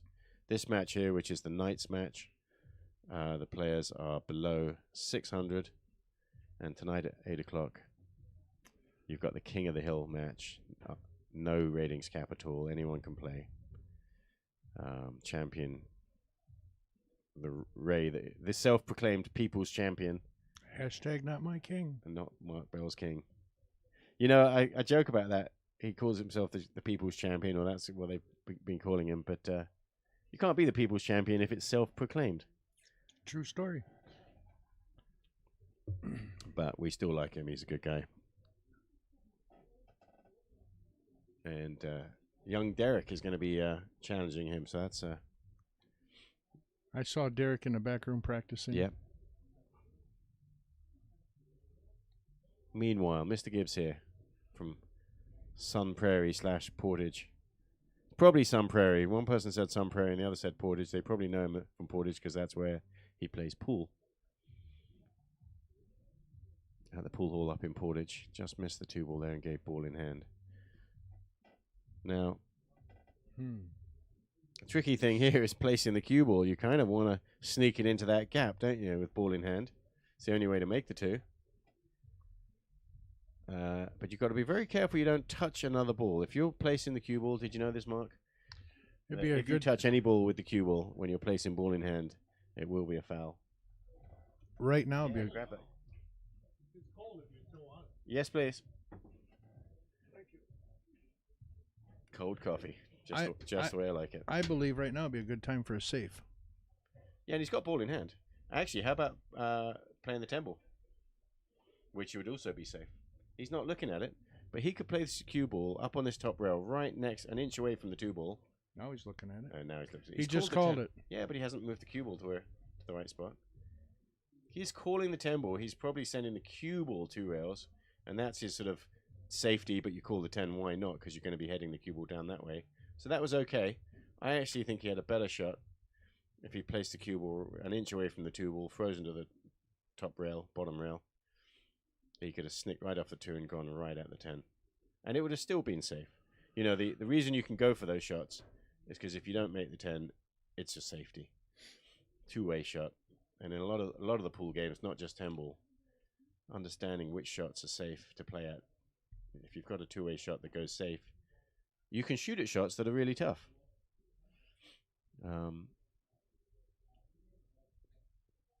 So he's called the 10-ball also.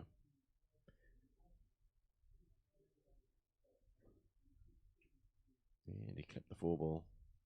Too early. And unfortunately for him, the 4-ball went in. Well, more unfortunate. Oh, the 4-ball did not go in. How did that ball not go in? Wow. That looks... Doesn't really matter. It's a moot point because he's left a nice shot on the 2. He's hanging by a thread. Yeah. No, he's left this nicely for Bruce. You're going to see the 2 in the side, the 3-4 combination, and hopefully for him, he controls the 3-ball and leaves it over the corner pocket for his next shot. But first things first, roll the 2-ball in and get the cue ball up table. Just let it roll forward. Well, he's hitting that. He's just said, I don't want to play it from that angle. He could have rolled it up. No, yeah. He's going to hook himself behind the 7. That's when you travel greater distances, like he did. He didn't want to hit that too soft because the 8-ball was in the way. He was aiming for actually a window that he had to get close to where he was in order to get past the 8. But I honestly think he didn't have to go up there. He could have just played gently, rolled the 2-ball in, and left the cue ball up on the top of the table, the other side of the 8-ball. There we go. Now he's clipped the 8 and left Mr. Gibbs a lovely opportunity. Now Bruce has it's felt like Bruce has been in control of this match to date.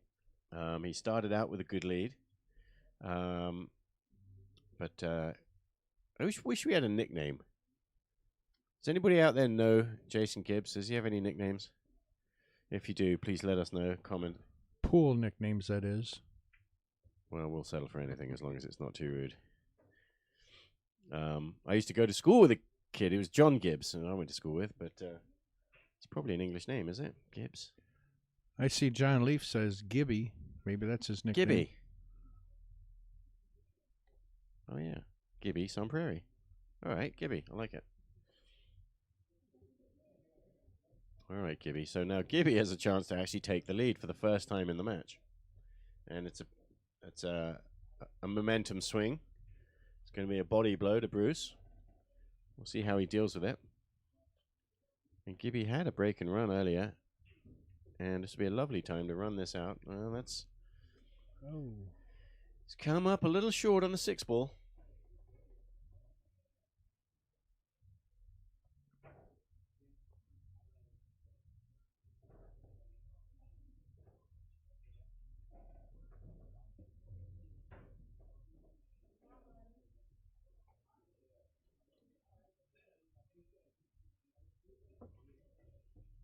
And he's called safe, has he? Is that what he just said?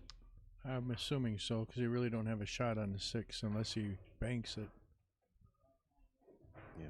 So he's going to try and put the 6 right behind the 8-ball. This is not... Oh, well, he's hit that really well. That's a really good shot.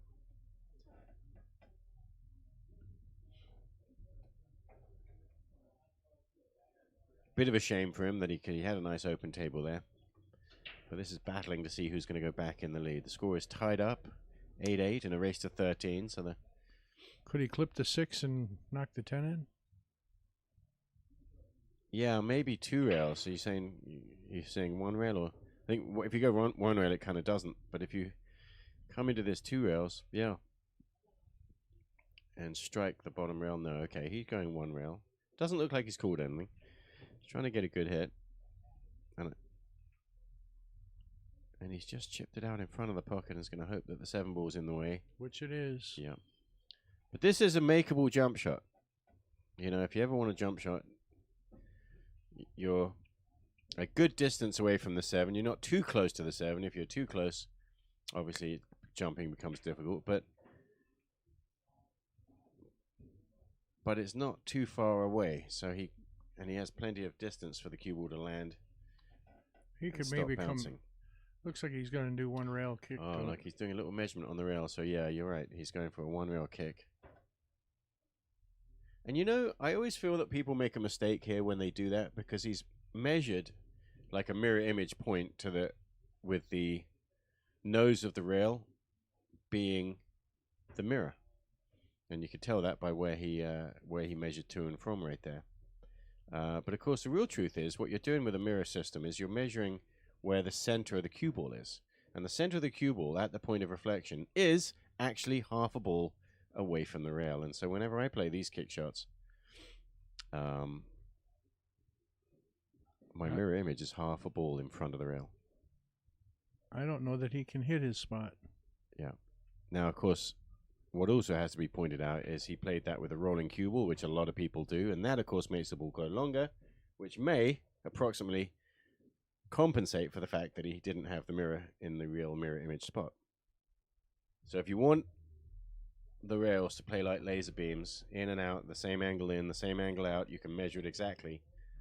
And the way I do it is you have to play a stun shot on the rail with no follow, because obviously if the ball is rolling, when it hits the rail, when it comes off the rail, it's going to be leaving with a bending trajectory. It's not going to travel in a straight line. And so I'm not saying that's not a viable option. That is almost a really good safety. It still is a good safety. But he was very close to locking him up right behind the 8-ball, which would have made it a way worse safety. But Gibby here still has a problem, because he doesn't really have a viable offensive shot here, because I don't think the 9-ball's letting him bank this ball, which means he's got to think about how to play this safe. But this is not in any way simple.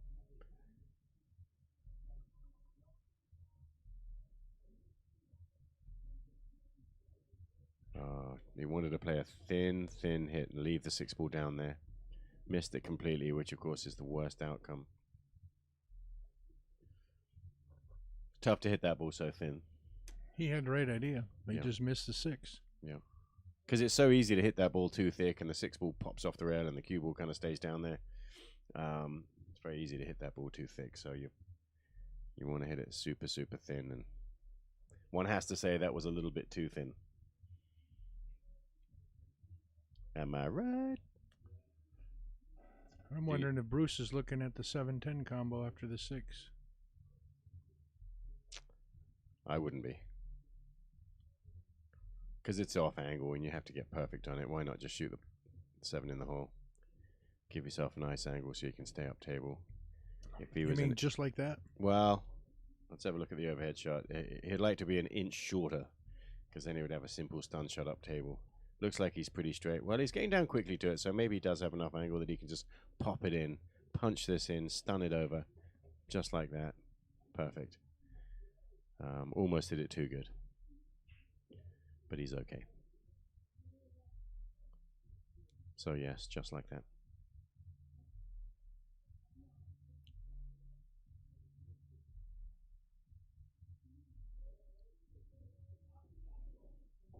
All right. Bruce wants to take the lead. Take back the lead. Gibby has not had the lead, but he was level twice. Once at 0-0, and right now, before this ball goes in, at 8-8.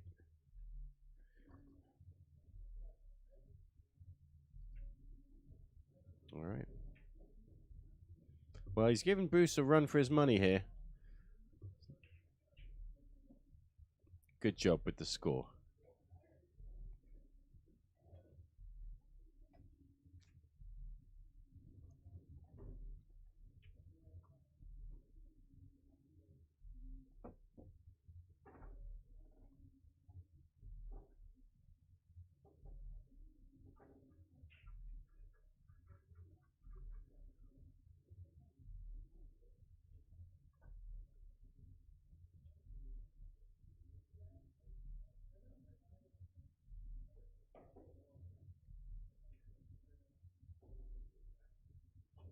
He's giving a studious look at the rack he just made. He doesn't like it. He's bringing the triangle back out again. He wants to make sure he's got balls all frozen together. Swapping balls out, and sometimes you have to do that. Why would that make a difference, Mark?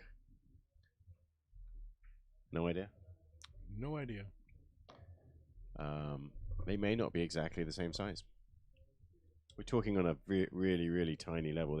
They're all the balls here. They're Super Aramith Pro balls. They're the best balls out there. And they're all within tolerance. But that doesn't mean on the smallest level they're exactly the same. An enormous amount of spin on that shot. And this is another time where the cue balls come up table and got surrounded by other balls. He definitely has no choice here. This is another. Well, he does have a choice. He doesn't have to push out, but he's going to. There is a kick off the bottom rail at the one in the side. And he's happy to go over there because he's saying, look, yeah, you could make this one, but you have to scratch if you do. I don't know if that's actually true. It kind of, to me, from here, looking at the overhead view, seems that he may be able to just roll this ball in. Oh, and Gibby has put him right back in. So Gibby didn't like this shot. But I do think there's a shot on the one ball here. And after that, you do have a shot on the 2-4. 2-3, 2-4 combo. 2-4, well, combo or kiss. And just like Nice that, he got a nice pop off the nipple. Yep. Off the point, as they like to call it sometimes. And that's brought him far enough at the table that he does have a shot on the combination if he wants it. He's still... Now he could carry him the 4, though. Well, yeah, that's right. And that was originally the thought. Is he play a kiss shot on the 4. He's sure giving it a long look. Yeah. I still think... Yeah, I think the kiss is still the better option here. He's not quite... He's very thin on the combination. But obviously what you have to consider is where's the 2 ball going, and if you bump the 2 ball off the top rail and send it to up table, and the cue ball stays in this pocket, then you don't have a very nice shot on the 2.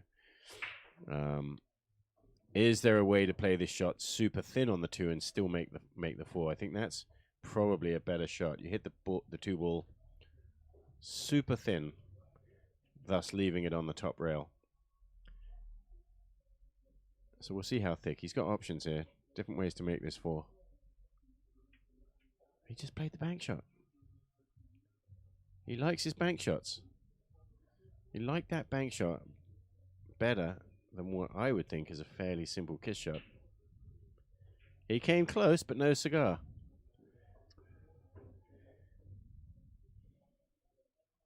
Now, how do you get back for the 3 ball here, Mark? What's he pointing? See where he's pointing his finger there? I would think he's putting a lot of forward on it coming off Yeah. the head rail. And that seems nice until you look at all the congestion on close to the 3rd rail. Maybe a medium So- stroke, nothing hard. Yeah, I mean, the first part of this transit is okay. Through the gap between the 10 and the 9. There it is. Oh. And now he wishes it did a little bit harder.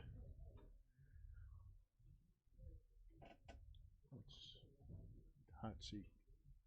Fong's playing for the hot seat match. Fong's been playing well. You said he wasn't playing well in the tournament yesterday. You saw him. I didn't really want to watch too much. I didn't want to put him off because I had money on him. Dylan Crow. Dylan, okay. The hot seat, meaning they're both undefeated right now, and only one will be undefeated after this match. Fong's shooting lights out now. Yeah, he's storming around the table like he knows what he's doing. And there's obviously still at least... Well, Don Van Dint is over there watching.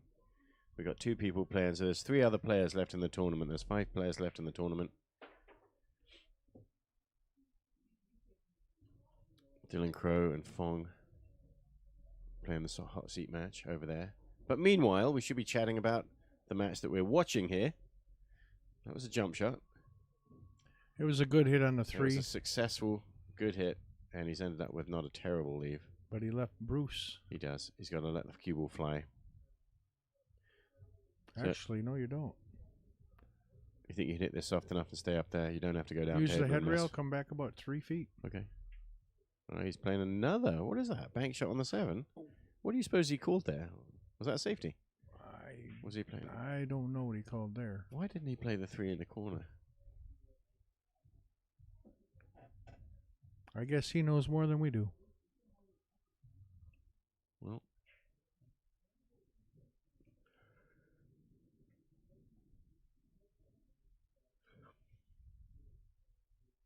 he's hitting a high cue ball, so again he's going forward, 2 rails into the corner and back out.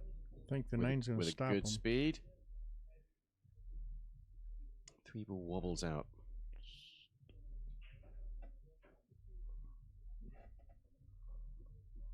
Three ball. Yes, that's right. That's the next ball. What did I say? The 2 ball. I think I said 2 rails, didn't I? I'll have Maybe to you check, did. Check the tape on that. 3 ball. Zing! Draw and a ton of spin. Ooh, that's a nice And hit. it was just enough, wasn't it? Right behind the 6, but Just he got enough. enough.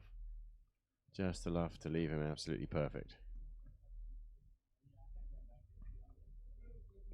So you'd like, here's a, a speed shot. You don't really want to have a thin shot on this 6. You'd like to be straighter on it and have more control because you don't want to have to send the cue ball down and around balls and stuff. But you risk hiding behind the 8 ball if you overhit it. Slow roll. And the truth is, he's actually fairly straight on this 4, so... Yeah, he's following. That's what I would have There done. you go. Then we have position for the 7. Hit that nicely. Precisely. Ball speed on this one also. Use the rail and come behind the 7. You think so? It's kind of one of those ones where you've got just a little bit more angle and you may end up going towards the 7 instead Yeah. of bouncing off into the clear. And that's what I was saying. You want to hit it hard enough that you end up straight, which is risky, of course, because you end up overhitting it and then out behind the 8. So he is just rolling it. So we'll hit it that soft. That's a good shot. That's a good option I like that hit because because there's nothing wrong with this position on the 7. what I liked about it is he hit it soft enough he didn't lose a shot on the 7. Didn't risk anything now. I don't really know which pocket he was planning on playing this 8 ball before he hit that shot. You would think. Well, I think his mind is made up now. Yeah, now he knows, and he's perfect. So he's got a nice little angle. Get down for the 9 though. Yeah. He's hitting it lower than I would think. You'd think you'd roll this in, but he looks like he's stunning it. Nope, rolling it. He's one of these players that hits center ball and somehow ends up rolling. Hit the ball a little higher. Watch his cue. Does it spin up? No. Good speed on that one. Mm. He's going to increase his lead if he makes this ball.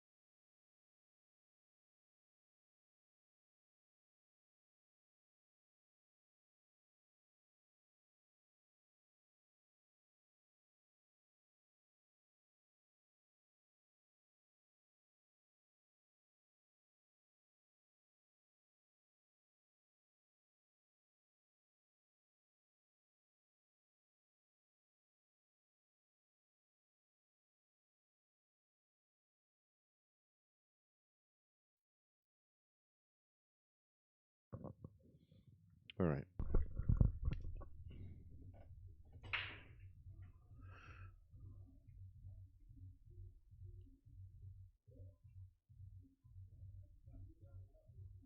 Is he putting a lot of spin on this ball? Yes, he is. Yeah, inside. The 6 ball's in the way, though.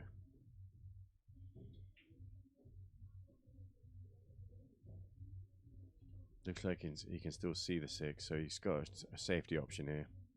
Hasn't he got the 4 ball first? 3 ball first. 3. Yeah. Left himself hard on the 3. Yeah, and he actually has a bank shot, but he's called safe. Too Yeah, hard. he was hoping to get behind the 7, and that shot really wasn't there. In fact, shot. if you do hit that shot in order to get the 3 ball in this or the cue ball behind the 7, the 3 ball doesn't come up table like that, and it stays down there, and you still leave a shot on it. So that shot needed to be reconsidered. But he has left a nice layout for Bruce. 3 straight in on the 3. Bruce likes his combinations. He's taking a long time to think about this, isn't he, Bruce? Which tells you he doesn't really like this combination, at least and he's going up an eyeball in the 5. The 5 does go past the 9. But before that, of course, he's got to play a combination on the 4-7 and then get a shot on the 4. And because this combination is sort of off angle, you think that when you play it, you make the 7 and the 4 ball pops across the table, so you have a shot on the 4 in the other corner pocket, the other bottom corner pocket.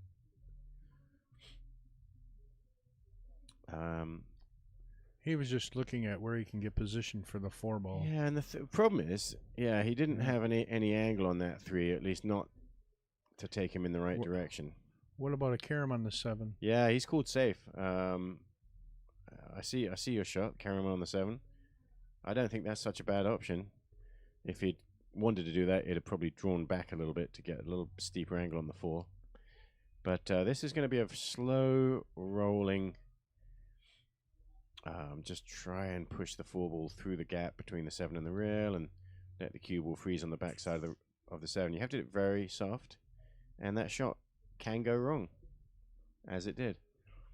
I actually think that's what he was thinking, where he wanted it to go. You don't think he was trying to get behind the 7? I would have hit that shot way softer and frozen behind He the 7. hit it way too hard. And he has left a bank shot. We haven't seen Gibby play any long table banks yet.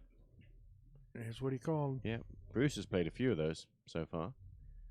And he wants to get the cue ball up table, but priority here, going to make the 4.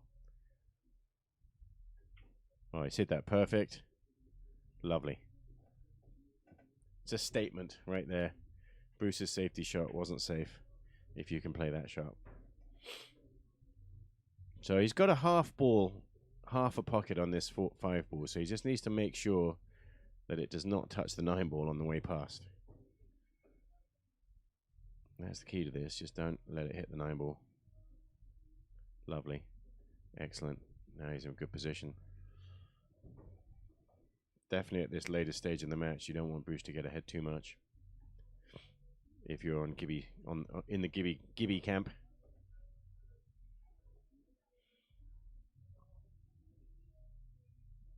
And so getting nicely on the 8 from the 7. It's got a pretty good angle. That's not bad at all. To Z-bank across the table. And he's going to, from there, he's probably going to end up playing the 8 ball into the pocket past the 9. Because this shot just wants to Z-bank right across the table. Yep. And if you hit it right, you end up straight on the 8. Make sure you don't scratch in the side pocket. You want to put enough spin on this shot. Well, he stayed down table. That really wasn't... Should have been more of a stunned draw type with a lot of spin. That seemed a little bit like a follow shot.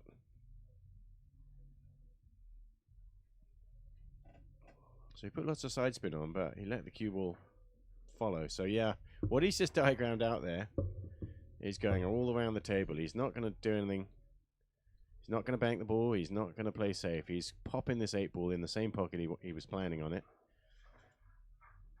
Past the 9. And again, it's another shot where you mustn't hit the 9. Yeah, he's going right past the 9. And the cue ball's going to go around the table. Oh, what a shame for that. For Gibby fans. Because he got his position nicely. Pocket played a little tight at that speed. So he's handed Bruce Almighty a chance to get one further ahead.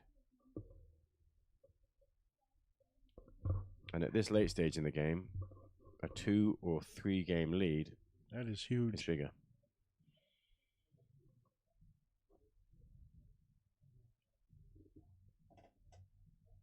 Nobody. Right.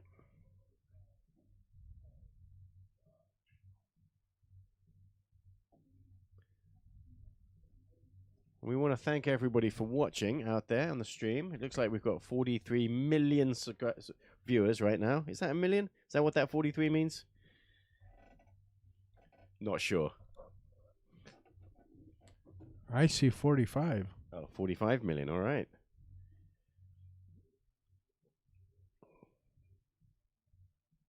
Perfect. Didn't want to do anything fancy there. Just roll it in super slow. He's got a very nice shot on the 9 ball here. So would you call that a slow roll? Slow roll. Putting speed, like in golf. Well, that's a mistake. Oh. Now he may... That is a mistake. He had too much angle on that ball. More angle than he wanted. And that's the problem with that shot on the 8, is you don't really control the angle very much. Just a fraction more, fraction less changes the angle on your 9 a lot.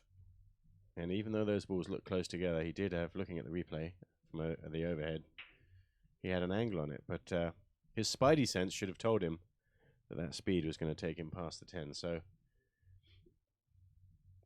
he has put himself in trouble here. Now, question. Is that 10 ball frozen on the rail? And Gibby may have to go and have a look. Yeah, Bruce has said you better have a look at this. They're both gentlemen and scholars. And Bruce says, come on, have a look, see what you think. So what's he said? What's he decided? Open the door there, see if you can hear what they're saying.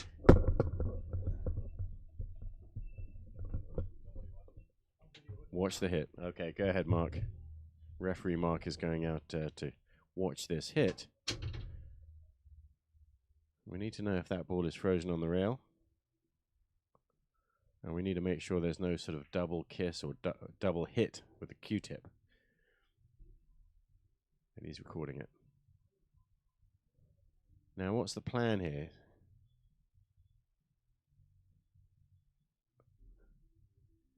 He just wants to play a sort of delicate little containing safety.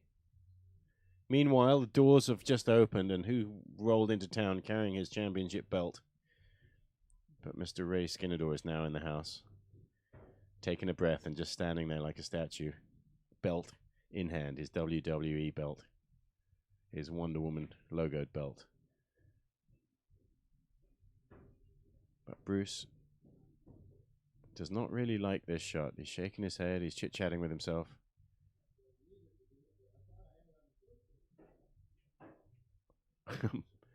It's tough to record when you don't know exactly when the player's going to pull the trigger. But Mark Bell, referee, standing there with his phone in video mode. So Bruce now is changing standing at the other end of the table, and he's changing his mind. He's going to shoot the cue ball in the other direction. Now, it's hard to imagine shooting in this direction how you end up leaving it safe, because the 10 ball chips off the rail. The cue ball bounces up. He's hoping, he's got close to achieving what he was hoping. He wanted the cue ball all the way back down table 2. But he has left a cut shot on the 10 ball. He didn't send the cue ball far enough. Difficult that to leave it safe, and even if he did hit it far enough, he's left a bank shot. So it's tough to imagine getting safe from there. Let's see if Gibby has got the metal, the mental stamina to shoot this in the hole. Perfect. So he is not going to let Bruce get away with this. He's still planning on winning this match. He claws one back. It's going to be another hill match, isn't it, Mark? Was that 10 ball frozen on the rail? I guess it didn't really matter the way he hit it, but No, the 10 ball wasn't frozen on it. Not fair, okay. But it was worried about, I believe, Jason was worried about a double hit. Yeah, and he hit it thin enough where he didn't double hit it. So it was a good hit. I'm assuming that's what you called. Yes, it was a good hit. Here we go. Claws one back. We've got a 9-10 match here. Race to 13. Bruce has got 50-point higher rating, which doesn't really mean much. What really matters is who runs out and makes the next few 10 balls. That would be a 40-point rating difference. I knew I wasn't. I may have got that wrong. Attaboy.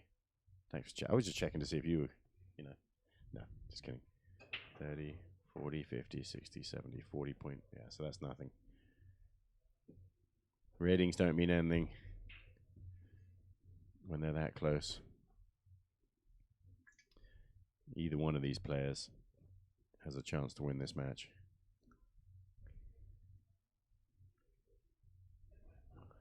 So open up the table there with that break. Didn't make a ball. And Bruce, although he does have offensive options here, immediately calls safe. Now you might be thinking, why doesn't he chip the one in the side or play the 1-2 combination? Just doesn't want to take a risk. Now, the only question is the safety easier to execute? And there he's just changed his mind and he's called the 1. Because when you look at or try and visualize that safety, that's not any easier than those 2 other shots. Seemed like he called the 1 when I was trying to read his lips. It might have been the 2 based on how he hit that. Because I don't think the 1 ball went, so that had to be the 2. Now he's going to wish he played safe because he sold out. I say sold out. You know, you've got the 1 ball, you've got the 2 ball, and then what's after the 2 ball? The 3 ball. Wrong. The 10 ball. Into the 10 ball. Uh-huh. Oh, okay. Sorry. Finish your I had a sentence. little delay. Over.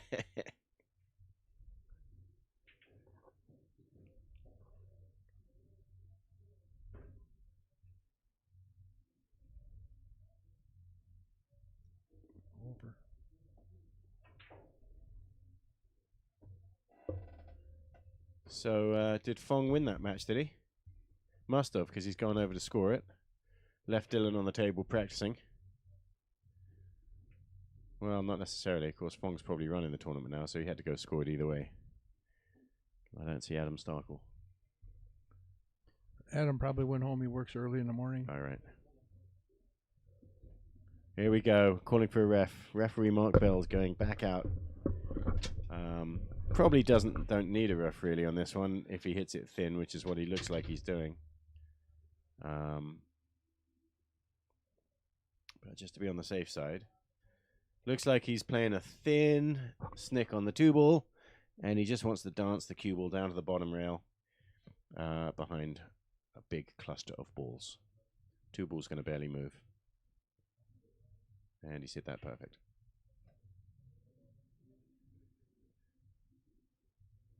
And there was no chance of a foul there on that shot.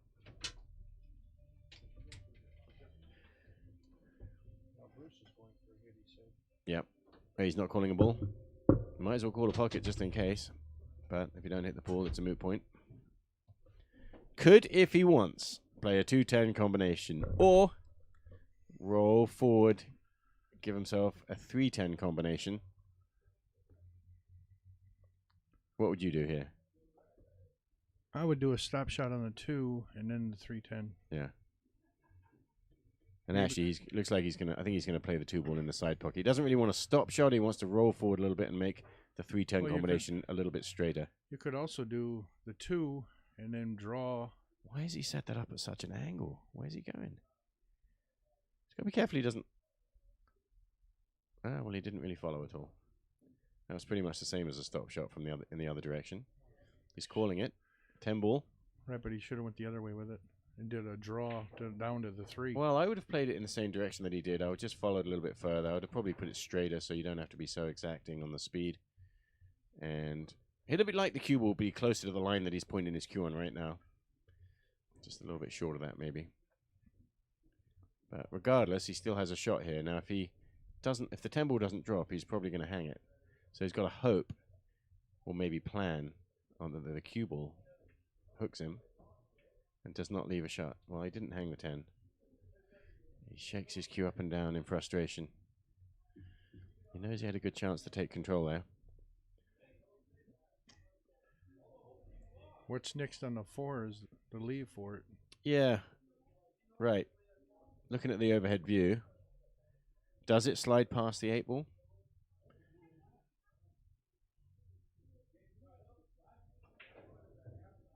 Oh, he moved the 8 ball in that shot. I'm looking at the...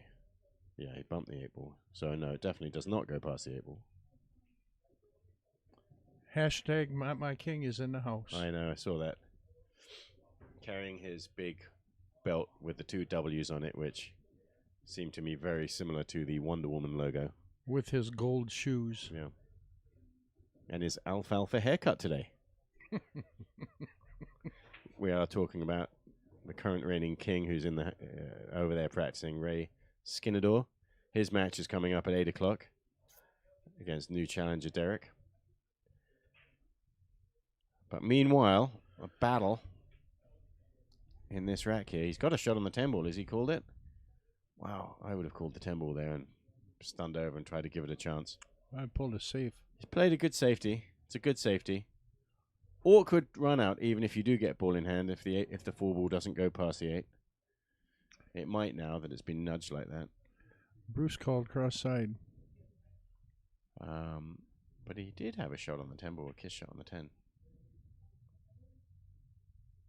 Well, how are the billiards gods? Whose side are they on today? Bruce.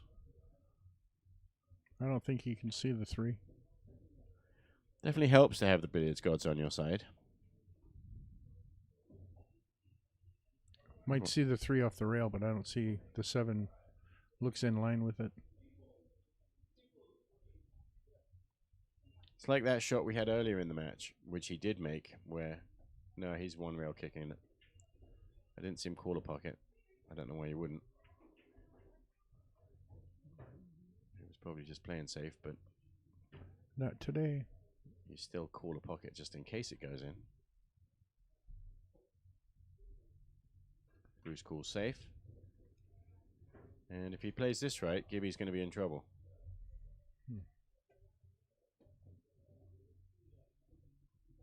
Yeah, you're right.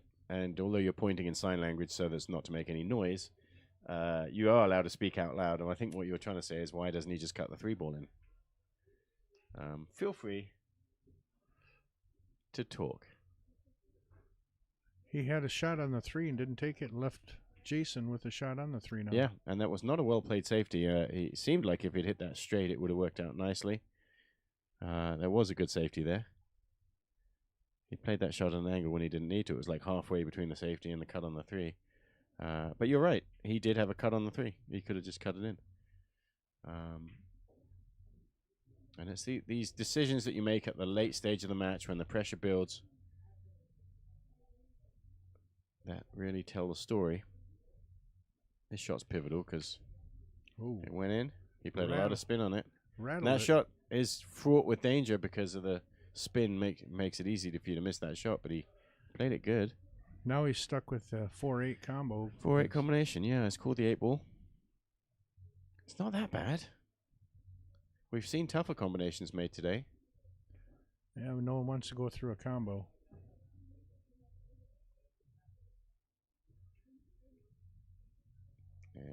And that well, he's got left it safe. Came out looking pretty good. Yeah. How about with the viewers? Check in with us. Let us know where you're watching from. Good one. Yeah, let's find out where people are watching from. Last week, during the Kings match, my friend from England was watching, and he was the furthest away. It was also like 4 a.m. Good hit. Greenwich Mean Time, but yeah,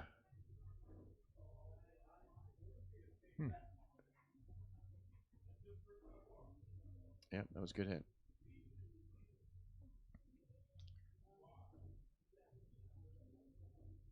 And he's got a choice here. He's got a half ball pot into the right hand pocket, or just a 4 combination shot straighter. Combo the 8. Combo the 8. Played that well. Taken control of this rack. For some reason, that 4 ball just didn't want to go down. It's still up. Yeah, it's going down now. Of that, Commentator curse. I can assure you.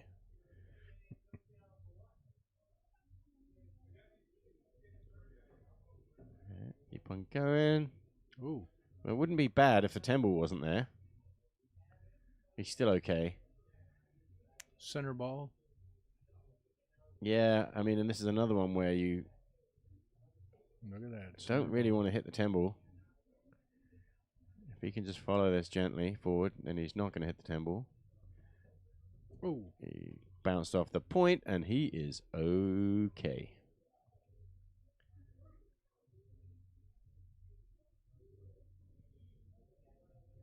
Just snick this ball into the pocket, gently-ish. I see we have Jeff Cole watching from his living room and Jeremy Walker from Rhinelander watching. From on top of his house. I thought he was in his deer stand. Ooh. Maybe.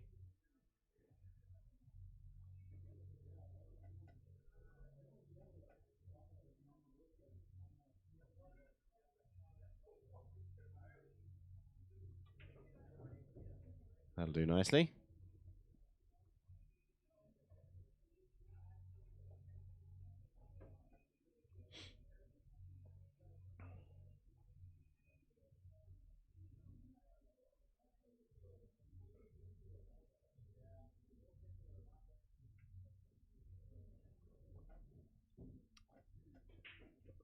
Lest him show off a nice little shot on the 10 ball. Don't do anything crazy.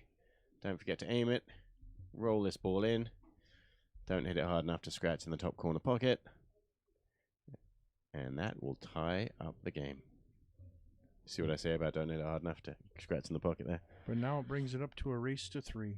Tied up, race to 3, 10 to 10, and a race to 13. Jason keeps clawing his way That's back. right. For the third time, Mr. Gibby has drawn level. He has not yet been in the lead, but he's been level several times.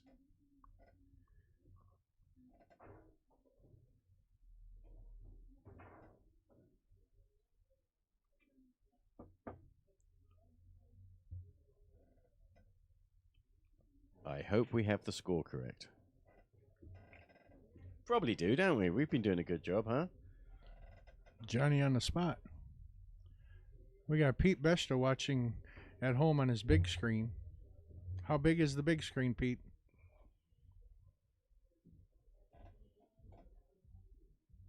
Probably 80-inch if I know Pete. So going back to his tried and tested spot, just a fraction to the left of middle. Give him a good old whack. Protect the cue ball. Don't think anything dropped though, did it? 2, 4, No, 6, Bruce is 8, up. 9, 10. Nope, open table. And he's got a nice shot on the 1. Let's see if Bruce can make a table run here.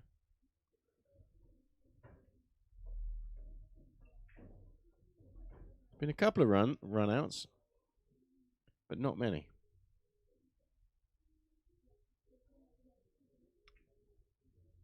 Pete says 65-inch. 65 inches. Big, isn't it?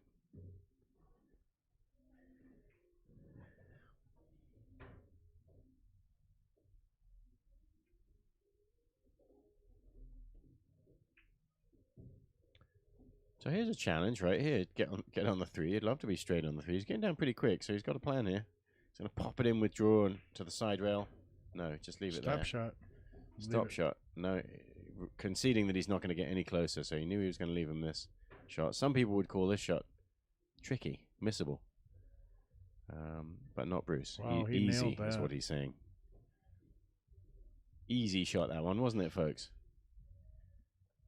And if you feel that way about that shot, there's no need to work hard to get some crazy position where you risk messing it up and hooking yourself. So this rack has opened up nicely for him after those 2 shots. 3 shots. It's tricky on the 5, though. Yeah, so Z banking backwards and forwards. Now it's not. That was a good example of how to play that shot. Had too much angle, didn't think he could draw between the 5 and the rail. Do anything? No.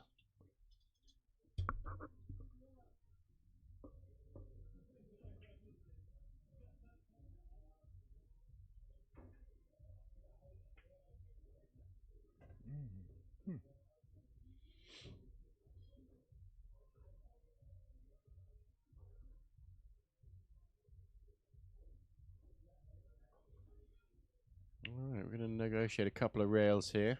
Back to the center of the table. 1, 2. Hit it too hard though, didn't he?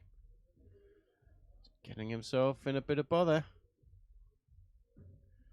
He's kind of in between 2 shots here. Looks like he's going to have to Punt it.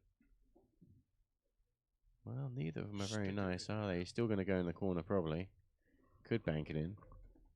Come off But the rail. Be good for the 8. I feel probably you prefer to cut it in past the 8, which, of course, is what he was always planning. It's easy to do that on that shot where you're popping in a couple of rails. You know, the perfect position was only a few inches shorter than that.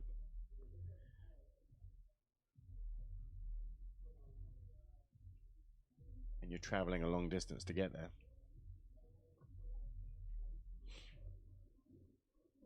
He's eyeballing the side pocket. It is possible for him to cut it in the side. I think that's too thin. But the real question is, yeah. He Which picked which the pocket? side pocket. He did pick the side pocket. Wow. Well, for right now, he did. That's from up here in the comedy box. That actually looks good, but when I look at the overhead view, that looks terrible. Hmm. And the cue ball is going to fly around the table. He's got to be careful. He might even hit the 8. He did hit the 8, and that's probably what he was planning on. Stop the cue ball. So that was actually a very good shot. He did well to make that ball. How thin that is. It's quite amazing, actually, that he played that shot. Well, what do you do with the 8 ball now that he pumped it out? Oh, he's going to bank it back to where he is right now. And that shot, you need to put a lot of right-hand spin, otherwise it likes to go flat. What about cross side? Could go cross-side. That's probably simpler for position, as long as he doesn't stun the cue ball right into the corner pocket. It's quite a remarkable cut on the 7 ball in the side there. Having a good hard think. He hasn't committed to anything yet. Safety, he says. Giving up his offensive opportunities here. Where's the safety, though? Wow. Ooh, And right this is there. another example of that same kind of thinking where you just chip it thinly and get it close to the rail so there's no direct pocket. You leave a completely open shot to your opponent to see the ball. He wasn't trying to hook him or anything. He just wanted to get the 8 ball to the side rail. Which is quite a remarkable shot choice there.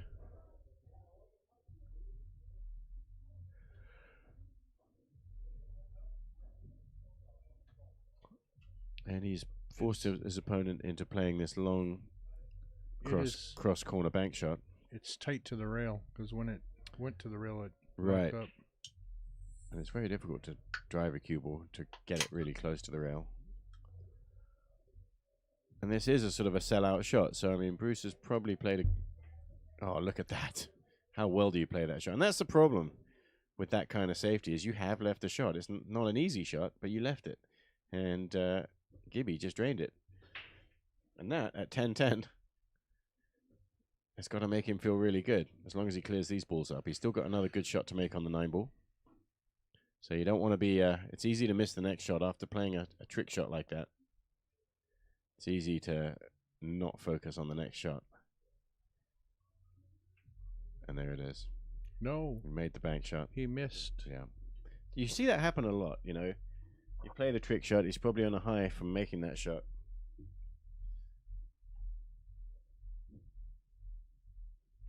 The pro-German pool player Ralph Eckert describes that situation in his book. Where, you know, the bank on the 8 ball, he says, that's for them. This next shot is for me, and that's how he clears his head. The bear down on the shot that follows the trick shot.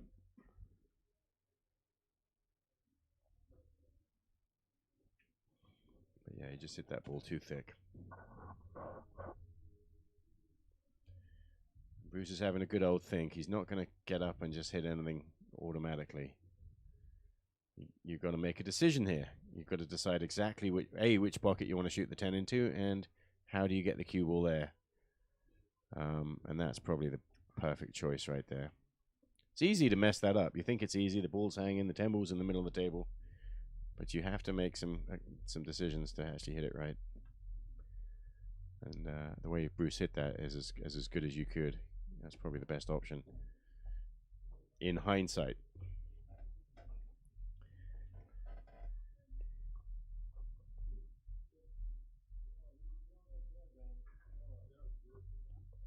So Bruce not letting Gibby take the lead.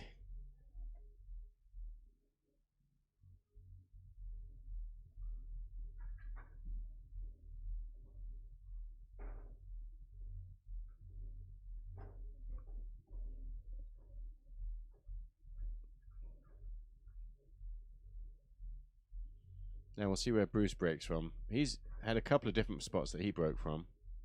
More recently, he's breaking from the same spot that Gibby's breaking from, which is virtually center, right down the middle of the table, just a hair off center.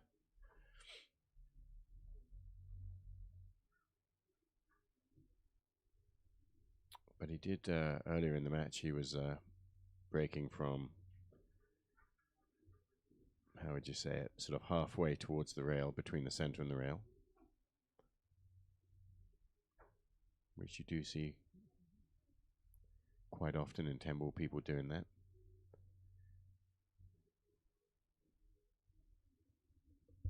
And he's working really hard. He knows the importance of this next break. Because if he wins the next rack, he's on the hill. If he loses the next rack, it's tied up again and it's anybody's game. And he wants to get a good break, and he'd love to have a table run here.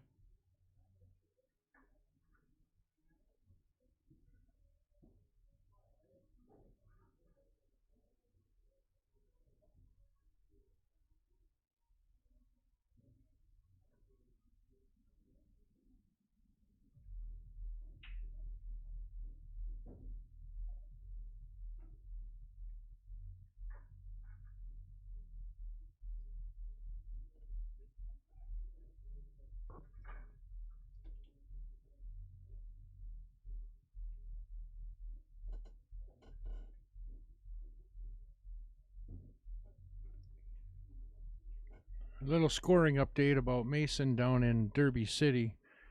He posted lost to John Bromback in round 7. Of the banks.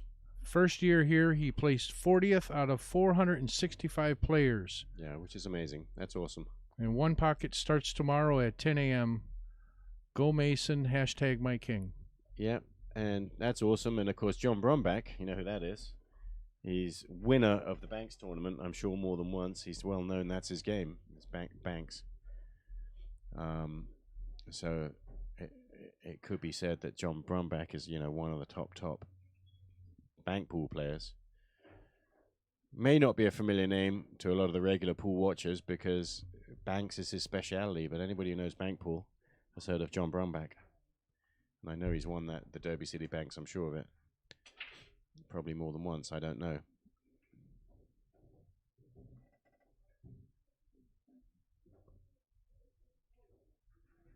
Yeah, got beat by John Bromback and Efren Reyes. Who else banks better than those two? So Mason had a really good showing there. 40th out of 465. I don't know if that's in the money though, is it? Generally, they pay a quarter of the field, so 400. Oh, by that logic, it's well in the money. I'm assuming that Mason should have a nice paycheck. Yeah, ask him what he made. You're texting directly with Mason, is that right? Oh, that was on the No, it's this on a group chat. Mason's post. Mason posting, okay. So that's a really good result then for Mace if he made it into the money in the Banks tournament against the world's best players. He made his presence known, that's for sure. Yeah, he's got to feel good about that. He won a lot of matches.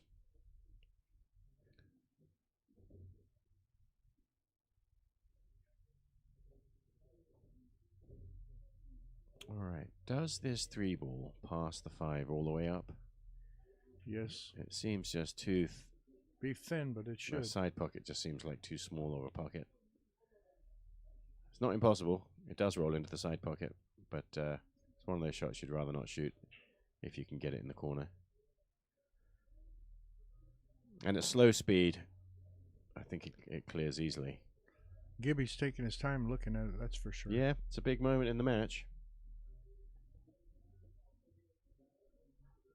And the 7-ball doesn't really have a clear pocket. But if you can get the 3 in, the 5-ball will allow you to get sort of any angle you want on the 6. And then with a good angle on the 6, you can get underneath the 7 or go into it. And you maintain control even if you have to play a save. So you hit that one perfect. Now he can have angle of his choice on the 6 in the side. By that, I probably mean roll forward a couple of inches or just an inch. I think I would want the cue ball on the high side of the 6 so Right. you can drive into the 8. Sure. Bust that up. Yep, you could go into the 8 or you could go into the 7. Or you could even set yourself for devilishly good safety.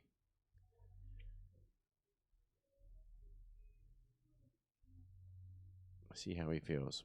Some players like to just bang into him. I don't really like hitting. Oh, well, wow. That's different. What was he doing there? Didn't like that super Unless soft. he plays the 6 So in the he's side. now, well, he's now got a good angle into the other side pocket. Mm-hmm. So he can still go into it. And you might just think a gentle little tap on the 7 to pull it out. The 7 ball and the cue ball just drift down gently towards the bottom rail. Oh, look at that shot. That could not be better. Mm-hmm. That was brilliant. He's definitely still got his mind in this match. He's making good decisions and making good shots. That was a really good few shots now. The important thing, once you've played good shots to generate yourself a chance, you got to finish it and get these balls. And he's happy that that stops right there, because that leaves him perfectly on the 8 in the side. Probably pop this in. You've got to be careful that we're trying to pop over and create more angle than you have. I would think You've got to be careful you don't sort of somehow just miss-hit this and nipple it out. Hard of the hole. No problem from here. And that doesn't mean they're in unless you actually make it happen. So focus on the ball, aim it, stroke it in nicely. The hardest one is the last one. And that.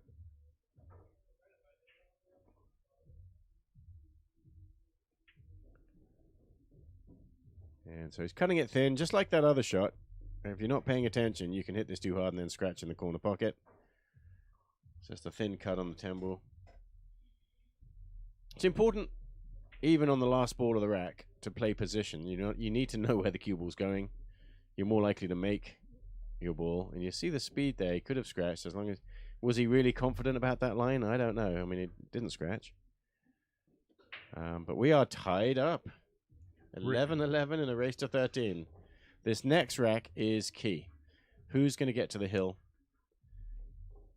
and be favorite to win the match? And Gibby is breaking. And the breaks have been opening up. They've been making a lot of balls on these breaks.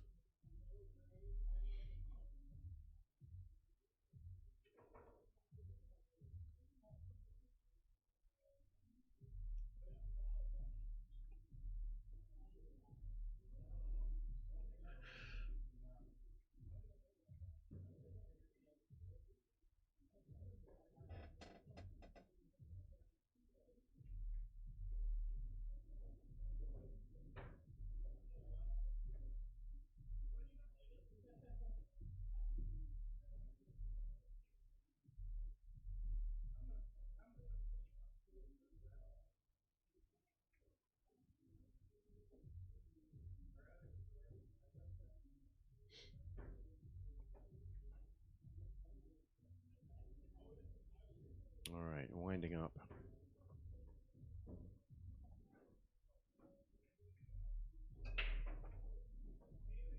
Good solid hit.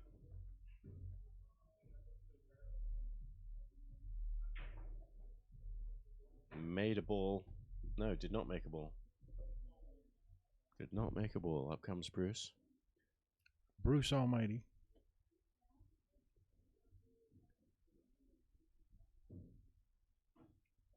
And he's left with a fairly nice start on the 1 ball. I think he can just slow draw over to the 2 ball.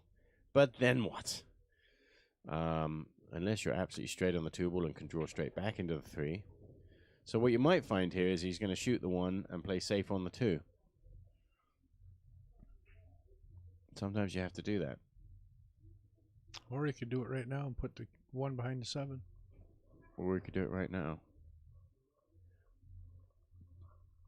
And the problem with that is that if you win the safety battle, how do you get out of it? you still have sort of a bit of an issue. Because the 2 ball's on the side rail and it's not in a good position to break.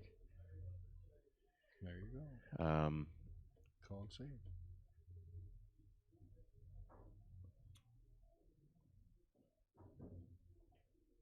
Well, it does work that way. Nice, put 1 up here. It could work. But yeah, you're right. Play safe right away. That's pretty much exactly what you were saying, wasn't it? Mm-hmm.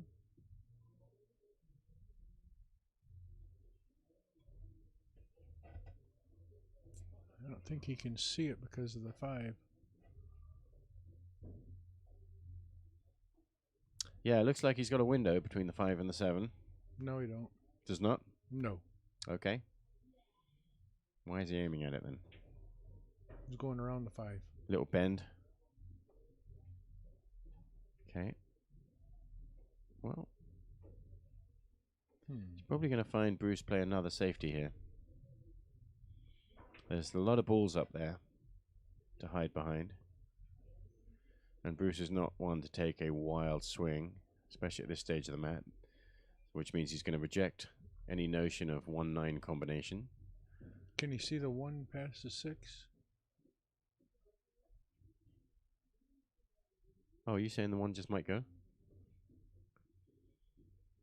Well, he's getting down to it. I didn't see him call anything. Yeah, safe. Now that's not as good a safety as his previous one, and he's given Gibby. Oh, the question was, did he get to a rail? But he did. 2 ball did. 2 ball. Oh, right. Or, Yeah, 2 balls closer to the rail now. yeah. And actually, looking at the overhead on the playback before that shot, the 2 ball's not even as close to the rail as I thought it was before that. That's not quite right, Gibby. You know it. He did a little bit of an angle there. After he shot He it, gave up a chance to yeah. sneak him behind a ball. But even if you make the 1 ball, where do you go for the 2? Right. Let alone the You 3. don't really want to give up ball in hand, but because then there is ways to get on the 2. But yeah, this is not a sellout runnable rack. So you still want to play good safeties though.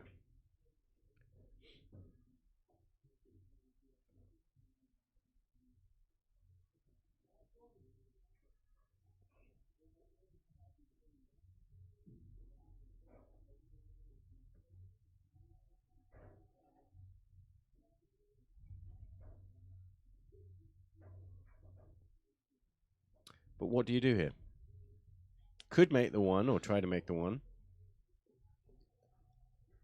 But unless you play the 1 all the way down and yeah, see if you could see the 2 for a hit. But yeah, I mean, because if you could get the cue hide ball the cue up to this top corner, and by this I mean sort of close to the side rail, close to the 6 or the 7, you can shoot the 2 ball through the gap between the 4 ball and then hook him behind it. And then end up with a really good safety. But even if you do win the battle, safety battle on the 2 ball, you've still got an issue with the 3. So there might be some element that says, look, okay, why don't you play a safety on the 1 now and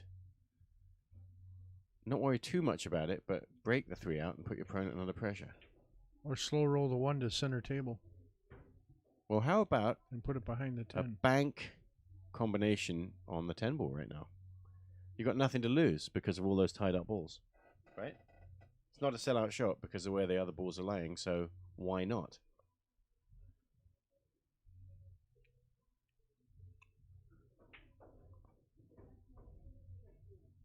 You'd never play that if the balls were wide open, but... So he's made the 1 and put himself in trouble. Well, it doesn't matter if you're called safe if you make a ball. Yeah. So Gibby says, okay, go ahead and shoot again.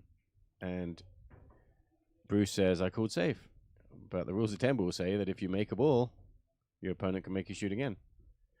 So after that long deliberation, that really wasn't an error, or maybe not knowing the rules completely. But he didn't argue it, so he probably did know it. He just didn't think it. That if you're going to play safe, you have to make sure that you do not make a ball. That shot doesn't work in 9 ball or 10 ball. You sure didn't leave him a shot. In 8 ball it does, but yeah, not totally sold out though, is it? With ball in hand, what do you do here? Well, Turn it into a safety battle. Yeah, he's just Squeeze the rail. maybe able to. From here, Bruce would just stand to the side. He's called the ball in the side pocket. So we've got to take a good look at Straight this. in. It's tough to see what's going on with him standing in front of it there. And it looks like he whiffed.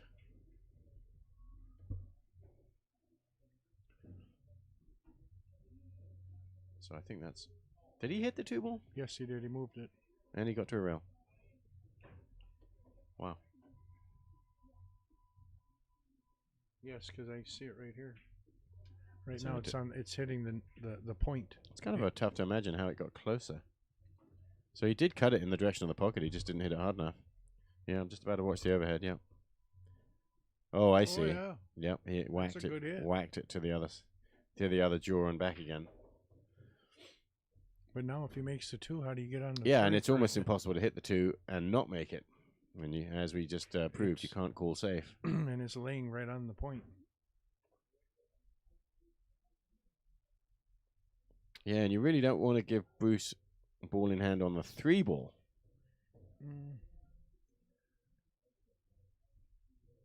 If he's going to end up making it, he's got to get the cue ball back down table so he has a shot at the 3, the first shot at the safety on the 3. Oh, wow. Oh no. What an amazing shot. Wow. If you'd known that was going to happen, you would have called the 3. So that was quite clever. He was definitely trying not to make the 2-ball, and he succeeded by pushing it right into the point and letting it bounce back off again.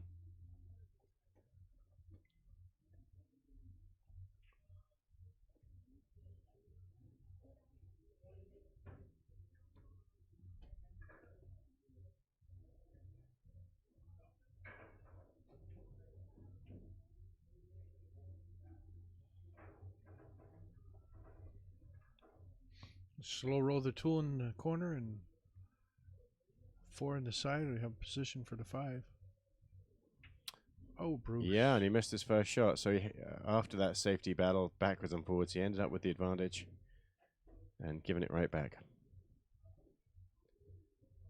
Now, if Gibby wants to win this match, this is the moment where you take control and take your first lead. And it's going to start with a good, solid shot on this 2-ball. And really, the 4-ball is not sitting in a nice place. He's got to hit this hard enough to go back across the table twice. That's too soft. So he's in trouble now. You could carry him to 7. I mean, think of that shot twice as hard. It would have been better, wouldn't it? Go straight on the 4. It'd be rack over almost. But he can shoot this without scratching. So, not much different, you know, in angle from the shot he just made on the 2. So, let's do it again. You don't want to hit this one too hard because that brings the side pockets into play. But you would like to bounce off 2 rails and get a shot on the 5. Oh, with a lot of inside spin because he didn't like the side pocket scratch. But he didn't get anywhere close to making the ball. And that is the problem with that tons of inside spin type shot. It's difficult to be accurate, and that was a shot that needed good accuracy. Safety? Yeah, Bruce is going to play safe, I have no doubt. Well, you know what, honestly, he's played some banks before. The smartest way is to see if you can play a 2-way shot. So stop behind the 9-ball. Here you go, you call the bank, you play a stop shot. If the bank misses, you've hooked him. Correct. And if the bank goes in, you're on the 5. He played more draw. He drew that ball instead of stopping it. So there was a positional error there.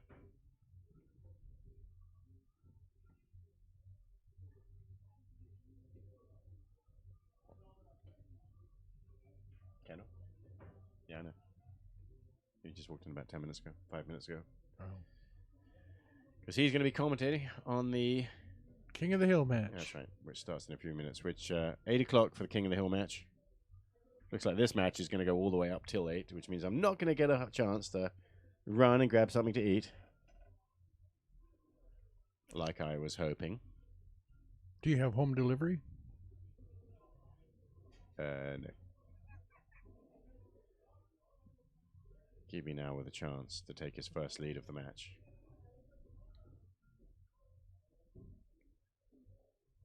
And he's played very well. He's played a lot of good shots here. He's shown his mettle.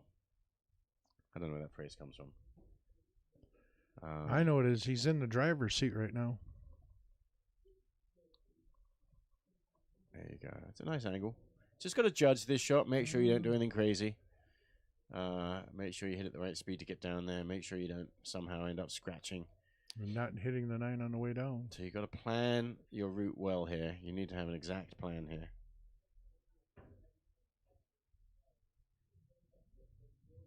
He needs to know the path of this cue ball. That is perfect. Same thing. Don't want to just roll this in without thinking and end up on the side rail. So you have to use some spin, either left to stay away from the side rail or right to go into the rail and back out. Both of those options make this shot a little trickier. You'd like to roll this in plain ball, but you kind of end up on the side rail if you do that.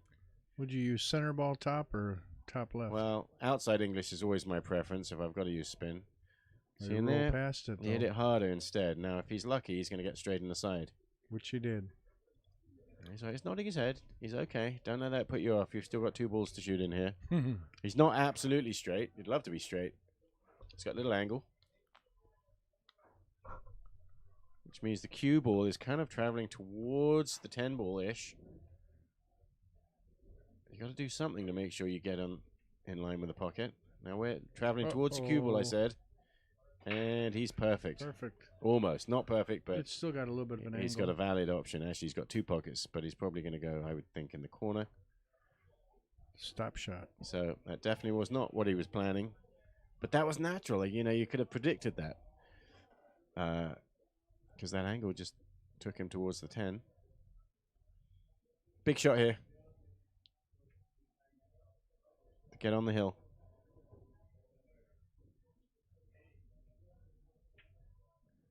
And he stonked it in. Hit it harder than some people would have. Hit it to the edge of the pocket, and that still counts as long as it goes in. So for the first time in this match, Gibby is in the lead. He just needs one more game. He's shown his stamina here. We're not done yet. He needs to show us a little bit more stamina. Now, earlier in the match, he did break and run. At least 1 rack that I remember. And if there's more than that, it's because I wasn't paying attention. But he's been breaking well. His breaking has worked. It's got to be a Mad Apple special. It's Boy, got I to hope go we have hill, the score. I hope we have our score right. He goes up and scores. I almost want you to run out and have a look, but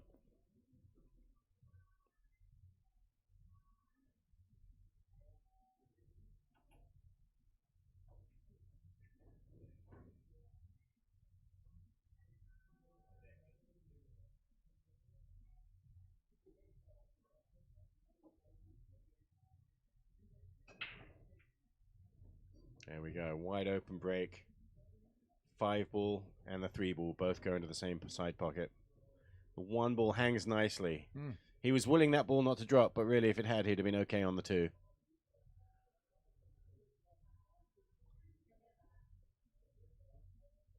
So what really opens this rack up, you've got to sort of play a nice little... You need to leave yourself a nice little angle, half ball angle on this, or quarter ball angle on this 2 ball, so it can pop off the rail, leaving kind of the same shot into the same pocket on the 4. The 2 and the 4 go into the same pocket. But the key is when you shoot the 4, that you get sort of straight or... Oh dear, that's not good. Oh, that's a bad... Now he's still got the 2 in the opposite corner, so that's okay. It wasn't the plan, but it's okay. But just when you think about getting on the 6 ball here, Mark, you don't want the cue ball to go into the 8. You don't want to be on the wrong side of straight on the 6 ball. So that's the key to sort of unpicking this one.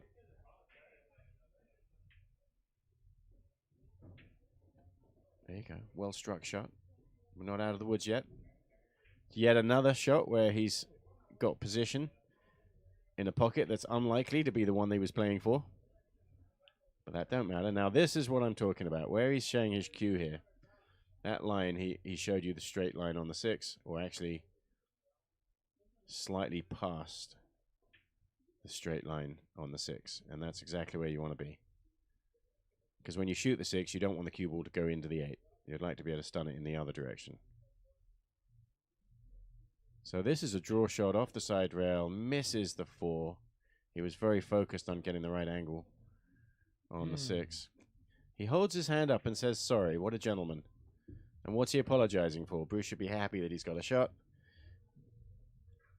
He's just apologizing that he didn't totally sell out and that the 7 ball's in front of the 4. So what are Bruce's options here, Mark? Slim the 5 and put the cue behind the 7.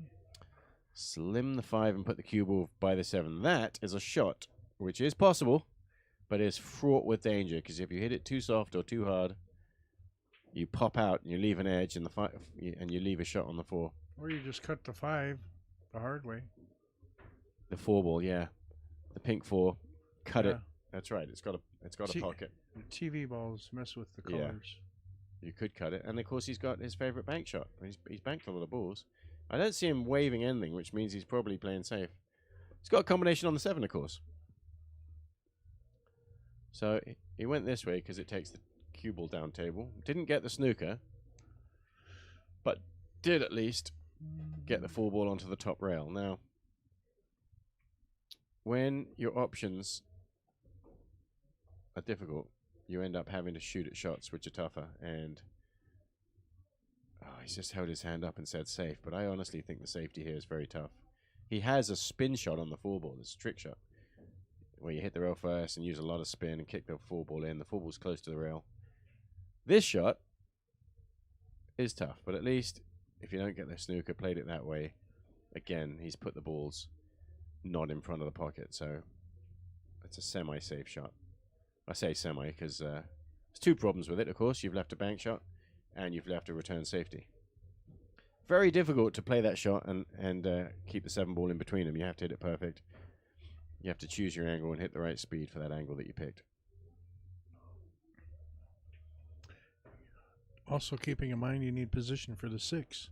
Yeah, and the 6 ball's kind of open though, isn't it? As long as you stay in the center of the table, you're on it.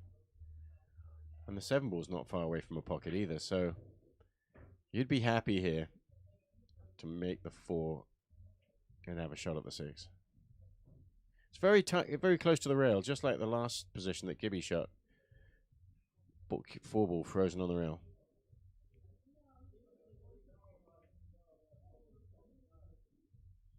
And in his mind, Bruce is wondering, can I somehow play it safe and get behind the 7? But just like the previous shot, that is fraught with danger and it's very difficult to hit. What about just driving right into it and bumping it into the rail?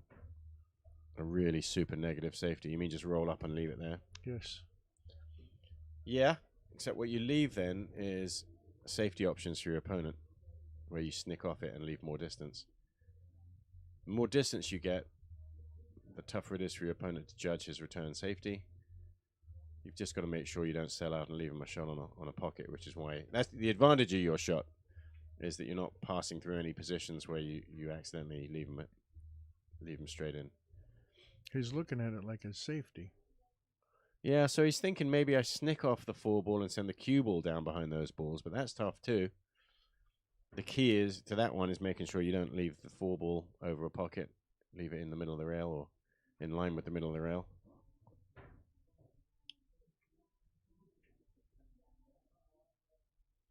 And this is a huge shot for him because guess what? Gibby's on the hill. Look at that. That's another one of those safeties. So they're quite creative, really. It's sort of what we call that is a containing safety. There's nothing offensive about it. But you're just saying, look, I'm going to leave you a clean shot on the ball. I'm just going to make sure you don't have a shot at a pocket. You've kind of given all control back to your opponent. Gibby waves his hand and calls safe. How are you going to get it safe? He's pointing to behind the 7, this is a shot. Again, it's the same thing where it's so difficult to hit the speed right. And if you do, it's a winner. And whether you sell out or not depends on where the 4 ball goes. Well, he hasn't scratched. He's left a combination, 4-8 combination. Bruce is going to have to shoot at this now. There's no safety that's better than shooting the ball here, I don't think.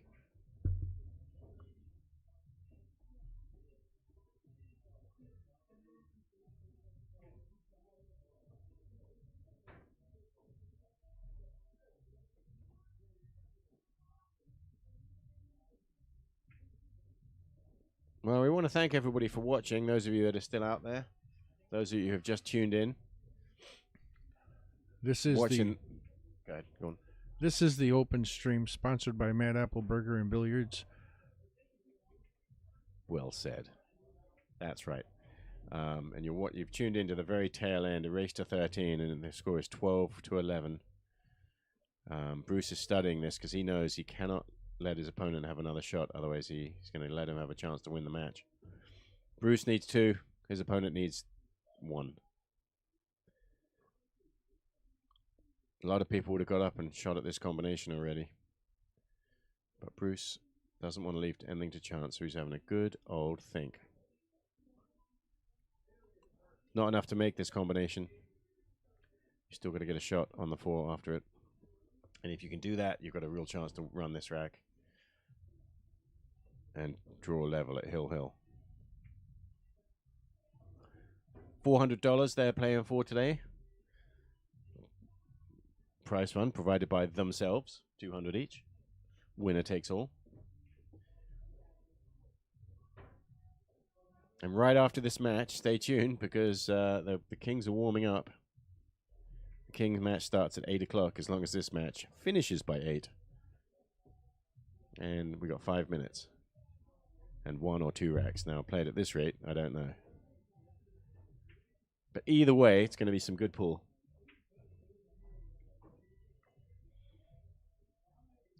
It's nice and warm outside, I see. 7 degrees. 7 degrees is warm to you, is it?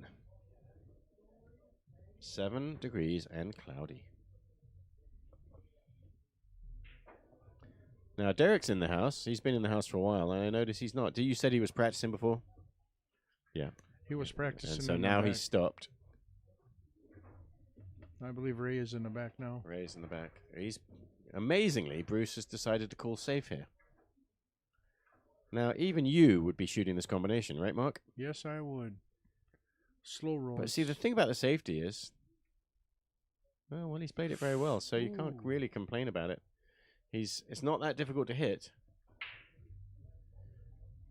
but not necessarily easy to control. But then again, how he just did what he did, maybe that's what he was worried about, the outcome. Yeah, that's a very good point. So if he'd made the 8-ball combination and end up in this position, he wouldn't have been happy at all. He'd rather his opponent shoots this. Now, he called safe when he really should have just called the pocket, just in case. But it depends. Maybe he's hitting it soft and hoping to freeze behind the 6. Oh, he hit the 8. That was a bad mistake. Now I'll take the... That was a bad mistake. I'd have Take the combo. made sure that you don't hit that ball, but I was also probably hit it harder. So now do you play the combo, or do you go for the 4 all the way up? Well, But either way, you're looking at I a mean, with combo. ball in hand, this 4 all the way up's not bad. And yeah, then you play the 6-8 combination and hit it dead weight so that the 6 balls hanging, and then you're playing sailing. That's what I would do. Take the... Because otherwise, you've got to, if you hang the 4 ball Correct. where If the 8 ball it's- is, you've got to get from the 4 to the 6, which is a little bit more of a complex route. Oh. Now, you'd like to have been straighter on this combination. Now he's got to send I mean, it's still okay. The only problem is... Well, you could carom it, too. Ooh, yeah. I think I like the combination still, because the cue ball nicely goes around the 9 and the 10 without getting in problem. It's a little harder to aim it because you're so thin, and you've got to make sure that the 6 ball doesn't escape. Oh, perfect. He nailed it. Yeah, that's perfect. And, of course, sometimes the 6 ball falls in on that shot, which is okay because he's on the 7 instead. But the 6 ball is... He's absolutely sort of straight in on this ball. So if he wants to get off the rail, he's going to have to play a draw shot. He's so close to the side rail that you don't want to do the rail first shot on this one. He did that earlier. But I think this one is just a good, nippy I think a medium draw stroke, shot. it'll come Well, right look, back up. yeah, look, he's aiming low. Jabs at the cue ball there. It'd like to be closer. The closer it is, the more control you have. He's kind of close to straight on this shot too. So what's he going to do? Unleash another draw shot?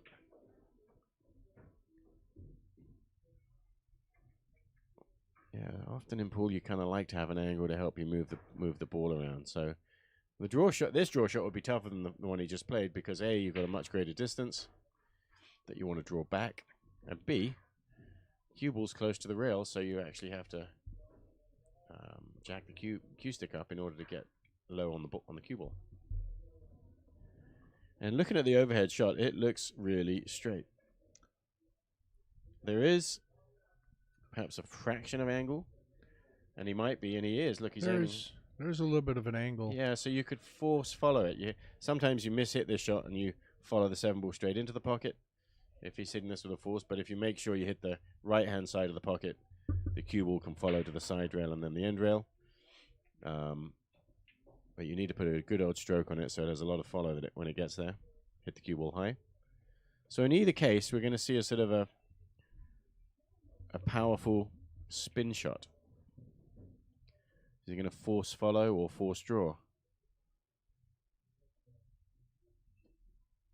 And he's capable of both.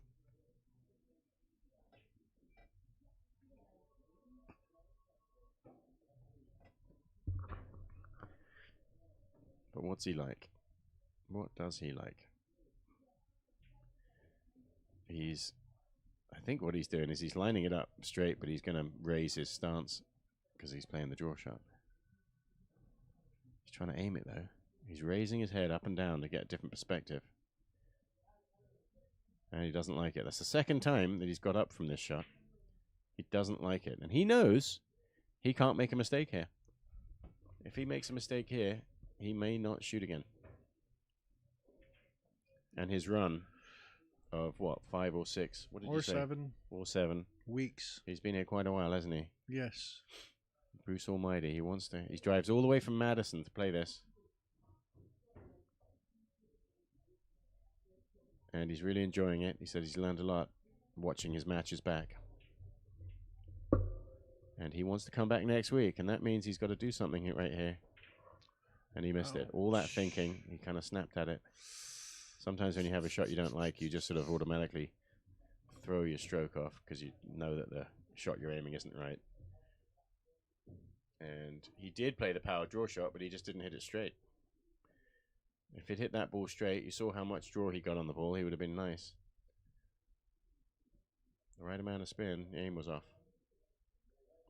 Now, after waiting all that time for him to play that shot, let's see what Gibby's got left in him. This is for the match. 3 balls left. Okay. Well, he's okay. He doesn't like it. He's not quite what he thought. His harp skips a beat. But he is okay. You just got to bear down. I think you just roll it's this. It's makeable, but yeah, slow roll it, come off the rail, 2 rails. That's right. Slow roll it, play the 10 in the same 10 pocket. in the same pocket. And don't let the pressure get to you. He's shaking. Looks like he's shaking a little bit. In the hole. That's what he wanted, but he's overhit it. So he's got another thin cut. This is not a gimme. By any means. It's definitely makeable. But you got to make sure you make it. He's not liking it. You got to focus hard on this one. He's not going to scratch. As long as he doesn't hit the ball low. He's hitting center ball. Yep, that's okay. With speed. It's in the hole. He wins the match. We have a new champion, folks. Gibby from Sun Prairie is our new champion. Bruce Almighty's long run as king has ended. The king is dead. Long live the king.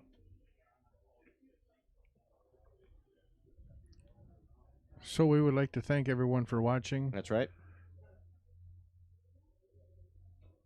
Stay tuned. Same bat. You may have to refresh or click on something else. We're gonna.